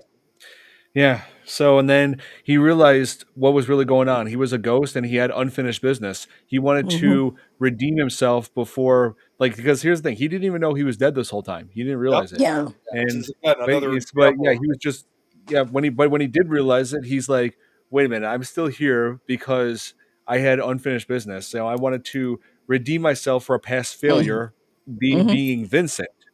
Mhm. Yeah, Vincent was his failure. Cole was his redemption. Mhm. Hmm. Cole was his That's key to another moving on. Yep. and Mhm. that's And another then, example of how like real life ghosts pretty much exist in a way, like where you have a lot of spirits that have, oh, hi there, hey, Hunter. hey, yeah, Um, Hunter, how's it going? Virginia Country is that a new viewer done or I don't think I know this one, but regardless, welcome. yeah, welcome, welcome. What Yeah. I was gonna say So was yeah, I mean, it's another example of like how you have real spirits out there that half the time they don't even realize that they're dead, and they Mhm. have this business yeah, that they and want Bruce to finish Willis. up before they're able to cross over into the Mhm. afterlife rest. Mhm. So Yeah, that's why I think again, like we said, I know I said this, but alongside the others, I would pretty much say, and not just from the story perspective, but also more importantly, um, when we were saying about the use of practical effects, not CGI in any way, shape, or form. Mhm. I think to me, both The Sixth Sense and the others, these are the last real horror Mhm. films, at least in my opinion, that really had what's that kind of. noise? Yeah, I was wondering what that noise was too. You guys hear that too?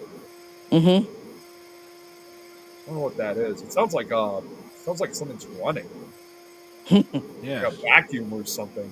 Yeah. Whoops. Sorry, that was by me. What I was just gonna say was to me, these were the last. These were probably some of the last few. I mean, ghost films out there that really relied more on practical effects. Yeah. Unfortunately, many mhm, of the other movies that have been made every now most of the time have all been changed up with CGI. That's heavily relied yeah, upon nowadays. right. Yeah. And in the end, Bruce Willis like went by to his wife, but pretty much just saying goodbye to her and that he loved her while she was sleeping. That's the only way she was able to acknowledge him. And then Yes. the screen turns to white, and yeah, just like that, he's in the afterlife. He's at peace. But it's kind of funny Chanel. because I wonder Oops, if they sorry. did any research about it. Because in some cases, a spirit will only talk to one person who they really trust, and they won't go and reveal themselves to many people like people think they do. But they sometimes they only rely on one person only, or that individual will see them because they, I don't know, how would you say, they trust that only one person rather than many people. So I wonder if they did any research before they made that movie, because there's a lot of things in there that you wouldn't be able to understand unless you know. Yeah, I think they might have. Yeah, there's a good chance. Oh, Hunter, you're born in Chesapeake, Virginia. Virginia, Oh, raised in North and Carolina. nice. And funny enough, Yeah, like Hunter, we I've just been to had Virginia once before. It seems pretty nice there. But yeah, North Carolina, I've been hearing good things about that, especially along the coast. So Yeah. yeah, I'll definitely have to go there one day. I, I have not been to either of the Carolinas. I haven't been to Virginia, although I have been to West Virginia. But actually, I'll just throw this out. Hunter, we actually had someone else from Virginia watching, and that was Ed. He's from Virginia. I think he's from Northern Virginia in this case. Nice. Um, Real quick, Chanel had said in the comments here, and she makes a good point. Any scene with a ghost in it was signaled by something in red, which actually now makes a lot more sense once again. That there Hmm. was the color red at times that was sometimes. Huh. He froze up. Yeah. Yeah. Oh, and Joe, I think it's coming from your end. I see your microphone icon is going off. Yeah, it might be. You might be hearing the computer fan. Yeah, Mike, that's probably Okay. what it is. Yeah, I I thought it think was that's like what a that fan or is. something. Yeah. It sounds like Braxton, I just want to something. say to Braxton again, because he and Kate have been going back and forth with their conversation. once Yeah. again, our complete condolences Yes. for Yeah. your cousin. Yeah. Like that's yeah. Then that's something that no one should ever have to go through, losing a loved one like that. But I Yeah. just went through something like that, obviously, 2 years ago. I told you guys before I lost a cousin of mine also to suicide. I wish I could have, none of us saw it coming. I wish we could have, I wish I could have done something to help him out. And he Yeah. was a guy who, prior to this, he loved listening to my ghost story, my paranormal gathering. So rest in peace for him. Yeah. I had I was gonna I didn't I was gonna say this before, but now I am. I had a frat brother who committed suicide during the last year of my school. I'm sorry. Yeah, Trent. He was happiest guy I knew, and that made this his you know shooting himself just seemed completely out of nowhere. Right, Mm. right. Yeah, it's can't believe it's been 10 years now. I know. But you have to understand that they were in pain themselves. So you have to understand that it's like, I don't know, other religions feel it's a no-no, but you have to understand their pain and how they felt and how they wanted that release of pain, and how, I don't know, they may be finding their own happiness elsewhere than where they had before. It's it's it's a little bit hard for, I don't know. I think I live in a different country and different environment, but Right, Yeah, right. well, I can kind of see it, what you're it, saying. it's not bad. It's bad considering how they offer themselves, but it's not, because it's a release of pain. Your inner pain, your soul pain, your heart pain, your mind, your soul, your body. How horrible they felt, and it's not how we feel with them. It's how they feel with themselves, Right. and Yeah. how maybe better they are now because of what they did for themselves to release that pain. Hmm.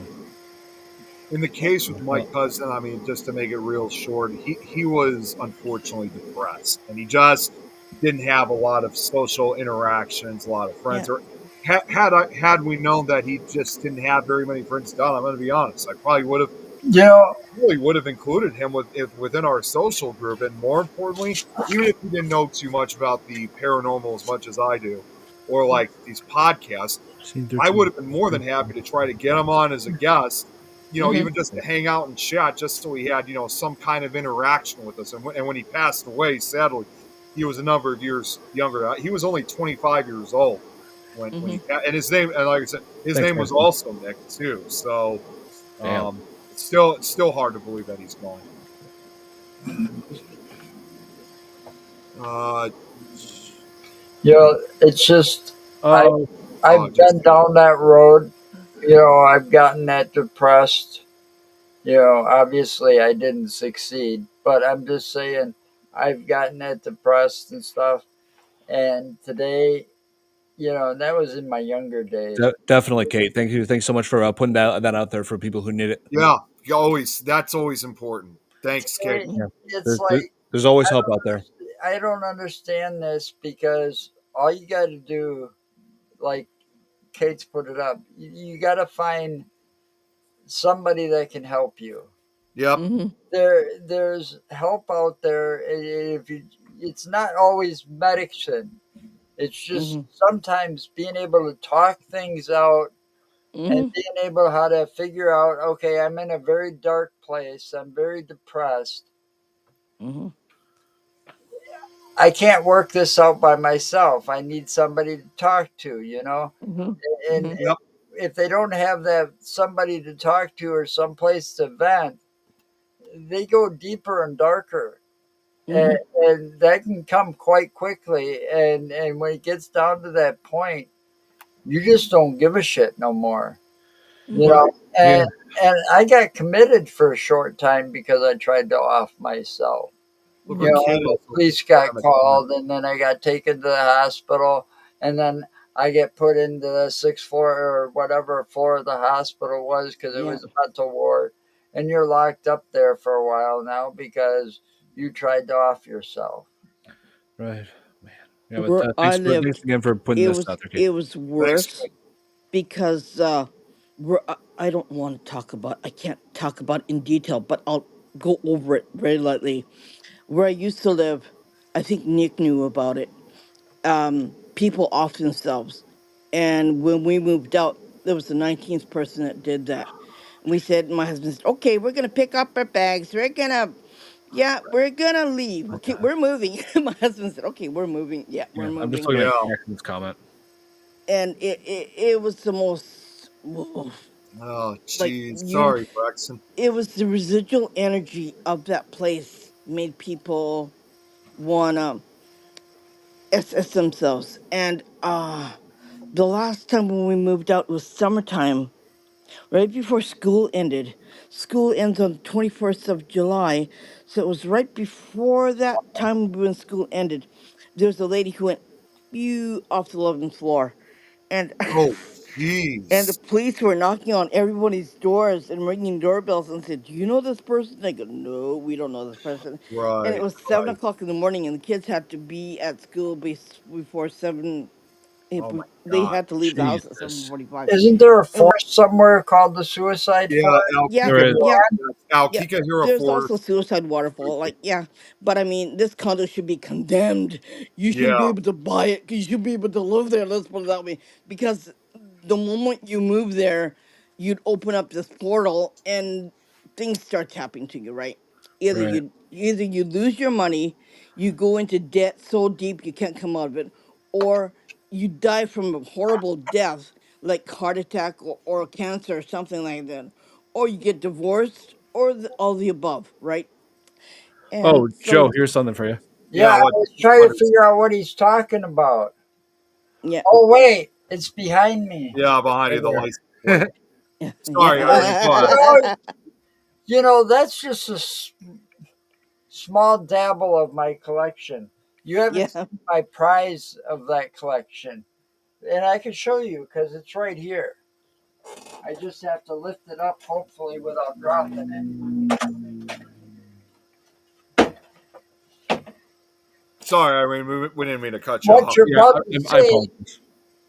keep watching, Hunter. What you're about to see is a one of a kind collectible. I mean, there's a lot of this photograph, but none this huge and made into a clock. Oh, Jesus, Mm. Braxton.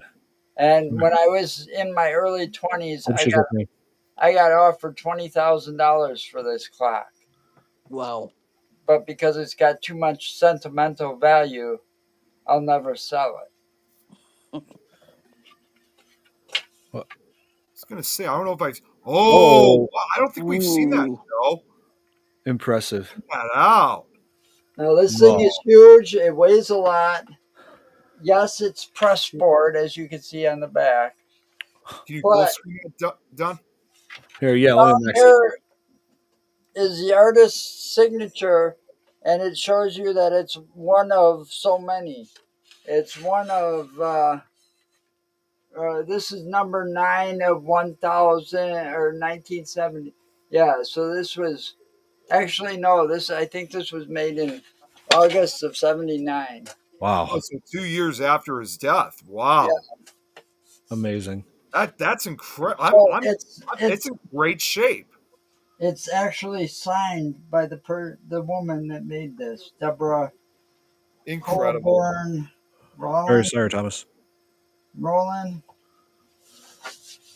This is just one of many collectibles that I have, but this is the most valuable piece. That is awesome. That really Amazing. is, It Joe. The is. other two are hanging on my kitchen wall. Oh, wow. So, yeah, sorry about that, Irene. It's okay.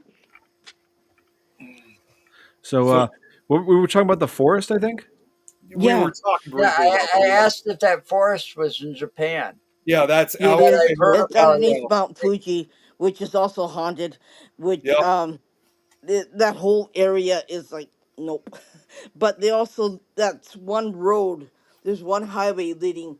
You go to the mountains where they have the shrine where tons of samurai warriors died, and then you go a little bit further. You get the suicide waterfall, where a lot of people off themselves because when Japan lost the war, they didn't Thank you. want MacArthur running the country, so they all jumped Yeah. into the waterfall, and then the end part of that area is the Suicide Forest and Mount Fuji. So it's just one highway going off to all those areas, and it's kind of like creepy, right? No. I imagine. It's an eerie atmosphere. I've seen pictures of it, and not only because again, Aokigahara Forest is right on the base of Mount Fuji, Yeah. so it's not only just the fact that there have been so many suicides, and these suicides have been going as far, like what you said, it's been going as far back as the 1950s. Yep. So Yep. therefore, so in other words, so this has still been going on for decades, and it's Hmm. actually, you probably know this too, Irene. They say it's actually the second most popular place in the world to commit suicide after San Francisco's Golden Gate Bridge. Oh Yeah. yeah, that's a bit. But No, it, Golden Gate Bridge. That's another big one. Yeah. yeah, well, and Aokigahara Forest is number 2 on that list, and it's not only just the suicides though. Mm. Because of the relatively sparse, large area that Yeah. covers Mount Fuji. Um, it was. It's also a place too that people can, unless you follow the certain path lines, it's also a place that you could easily get lost in. Yeah. And So, you 'cause- don't come out. Once you go in, you don't come out.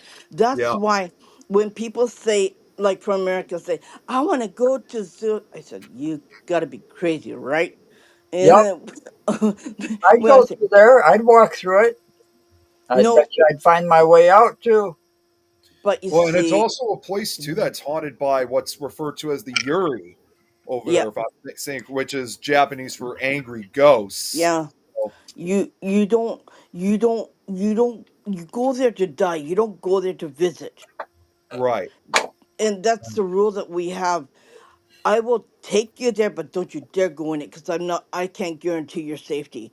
And if you don't listen to what I say, then I'm not taking you there. That's my rule. Hmm. And I still live up to that rule. And my husband says the same thing. I will take you to the suicide waterfall. It's a lot safer. Um, you won't get entrapped by I with can the forces understand that. there. I And don't but blame you. you yeah, you could go there to lay flowers or to bring Japanese wine or bring water, but you don't go in there. It's just a no-no. And it's like respecting the dead in that place. Right. To respect them means you don't make a spectacle of them, and you don't make videos of them. It's just no. Like a lot of people got kicked out of there because they were making videos and they were kicking the when they Yeah, found a dead body, they kicked the person, and Oh, so I've seen that's why they videos were like that. condemned from going in this country ever again. If you don't respect it, the rules of the dead here, you shouldn't be going there. yeah, that disgusts me. Like desecrating remains like that. Yes. Yeah, it's a very serious rule, and obviously the videos that I've seen, they are obviously like of American tourists that come in, and they're Mm, just like completely. The only video I've ever seen that didn't do anything like that, but it was still risky for them. Was two guys who went into that forest, obviously during the day, and during that time, even watching it was just eerie. Just that's the other thing, just knowing how eerily quiet it is yeah. because there's literally like a lack of wildlife in that Mm, forest. It's nope. There's no Isn't bugs, there? Isn't no there? All right, birds, Nick. no Isn't nothing. there a spot? Isn't there a spot where it's like a clearing where nothing grows, like a It. big circle area where Yep. nothing Yep. grows I in Yep. think that so. spot? No And the trees, no trees go grass. really weird. The Yep. trees go really weird. They don't grow straight like this. They yeah, intertwine they're kind and of Crooked, yeah, twisted, intertwine, yeah. Yeah, that's yeah, right. almost like it's just such a they just bend at such weird angles, and also yeah. these two guys that also went in, although they obviously were at least were a little bit better than other previous, being respectful. They did, however, come across a driver's license that they found in the grass, and it was Mm, a driver's license that obviously they obviously was in Japanese, but they still were able to read the year of it, and it was from 1988. So they mm-hmm. got someone's license from that from that year, which was probably most likely one of the suicide victims. And it's a place that's really has quite a dark history to it. And Mm. just like Don, to throw out another thing too, just like with the Golden Gate Bridge, in Yep. addition to being the second most popular place for suicide, obviously don't want to encourage it, but just No. like the Golden Gate Bridge, they have signs all throughout the forest, both in Japanese and English, saying things, like life is precious or think of your family, Yep. that kind of Right. stuff. Yeah, Oh, they do that all the time everywhere. Yeah, like at places that's frequented. Yeah. And on the Golden Gate Bridge, they got to jump. No, yeah, they jump. They Although do. they've been putting fences around and like nets that Yeah. They've been can't jump putting into some the day. new stuff around to like try to prevent people from doing that. Yeah. when you say that, when you talk about the Golden Gate Bridge in that way, it makes me think of an old comedy type thing.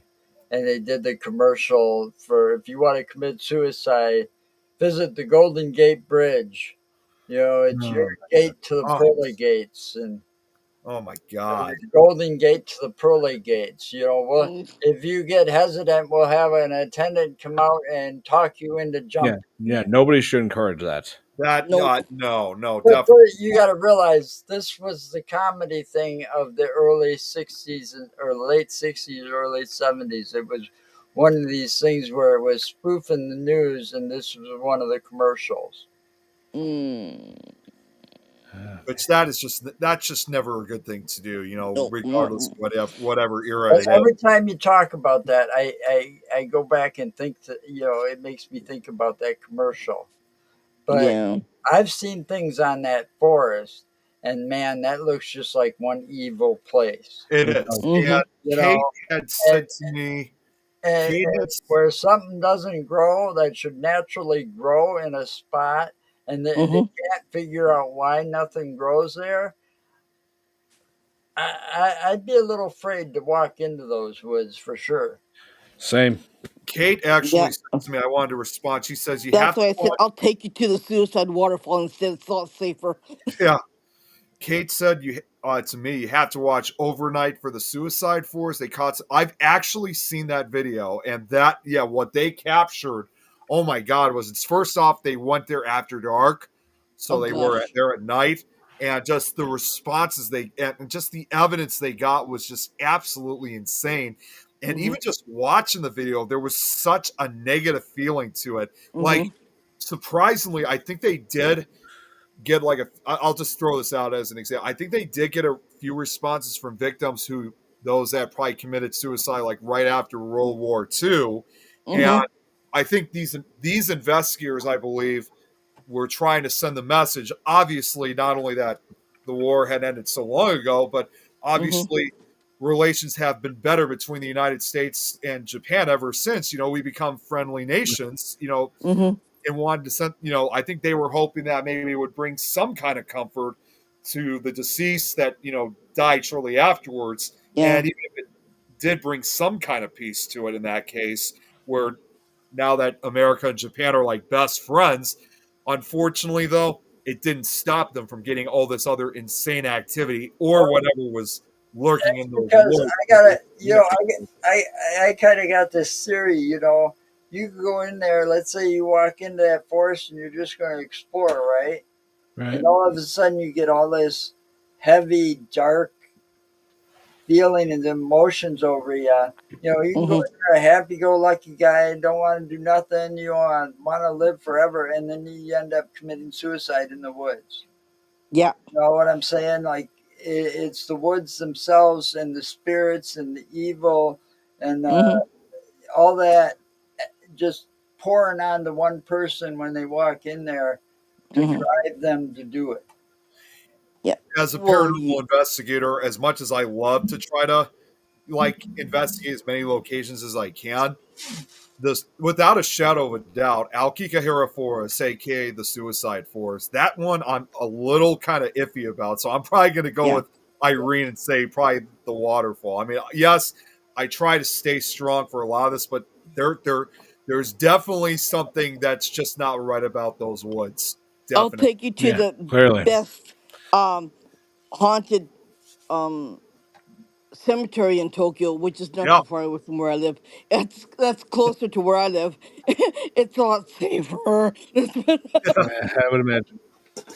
but All right. anyways, I Well, know it's getting late, Don. I just got your text, so yeah. So, yeah. Sorry, but we got to wrap this up. Um, yeah. So, The Sixth Sense, one of the hmm best horror Yeah. thrillers ever. Definitely M Night Shyamalan's best movie before his quality of his work went downhill. For yeah. the most part, anyway.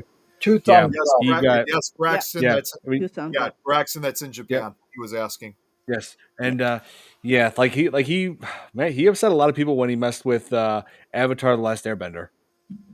Oh, that's right. Yeah. Yeah, yeah, he did, and also like my least favorite movie that he made was The Happening, and that was like one of the worst horror films I saw in I, theaters. And I've heard yeah, of The that one. Happening. Yeah, it's where which we were talking about all the suicide. Like that movie is about people that are just committing suicide by some sort of force. It's like, is there something supernatural involved?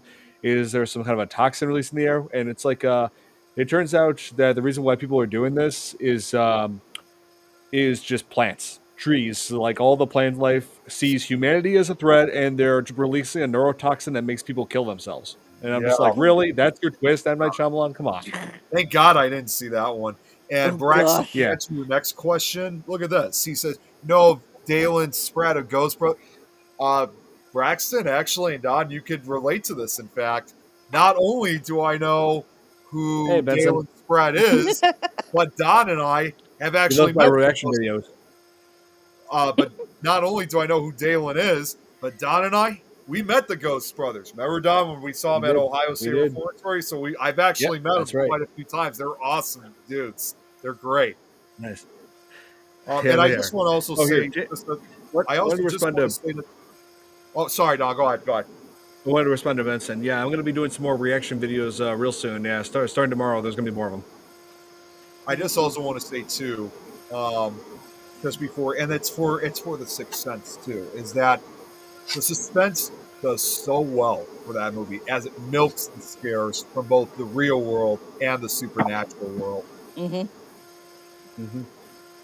They did Yeah, a that's good up there job. with I'd like to see Braxton. more movies like that. I'd like to see more movies like that. I You Yeah, don't the wish have last that to one we they had spend a covered. whole come back. lot of money. I You know. have I to. Yeah, wish the that last. they had come back like the way they used to. I mean, because they're Yeah. just I know. as like always. It's like these older movies are just so much better than what we Yeah. have today. I mean, with the sole exception of maybe like the Conjuring movies, which even those movies they don't really rely too much on CGI as much. I mean, Mm. obviously than just like movements and stuff. But Right. I just wish more ghost movies were like what they the way they used to be. Yeah. Right.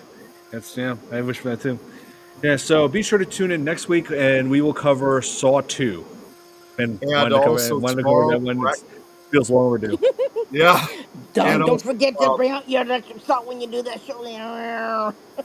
Yep. and Sure thing. also tomorrow I'm also going to finally wrap up. I don't think I told you on Braxton in particular. He's been watching a lot more of our other podcasts on Things Network now. Like Oh, I was told by nice. Lois that he was watching their show on Thursday, so he's been watching Nick Files, my show. Excuse me, my show too. So, first off, Braxton, thank you so much for your support for the Things Network and all of our podcasts. But I also just want to say, too, that tomorrow we're going to be wrapping up with the Tri-State Tornado slideshow. I got enough for part 3, which will be the final part. And, yep, we'll be wrapping up with the Tri-State Tornado presentation tomorrow afternoon. And to also respond to Braxton, those are the only black ghost hunters I know because usually black folks don't mess with things like that. But that actually is true, Braxton. I mean, for the longest time, um, yeah, they for the longest time they were, like, as far as I knew, the only black ghost hunters. But we're starting to see an increase of them now. In other words, our Yeah. paranormal community is starting to become a lot more diverse, and it's just Well, it's Mhm. because it's becoming more acceptable. it's becoming Yep. more acceptable. And I've actually have met a few other black ghost hunters over these last few years, so we're growing. It's awesome, and it continue. And That is awesome. posted earlier today in the Things chat, there's a new paranormal series called Psychic Investigators from another country, which this is, as far as I know, is the first of its country to do this. It happens to be surprisingly no other than Ukraine. Ukraine has their first paranormal series, and what's and you can check them out too on YouTube. What's even more amazing is the narration is in English, but the group, obviously, the investigators and citizens speak in their native language. So I know Saw Ukraine's 2. going through a rough period, but that's great that Ukraine is playing a role in the Yeah. paranormal field. Yeah. So yeah, be sure to tune in next week as we cover Saw 2. That is going to be it for this edition of the Fear Fans podcast. Hope you guys enjoy.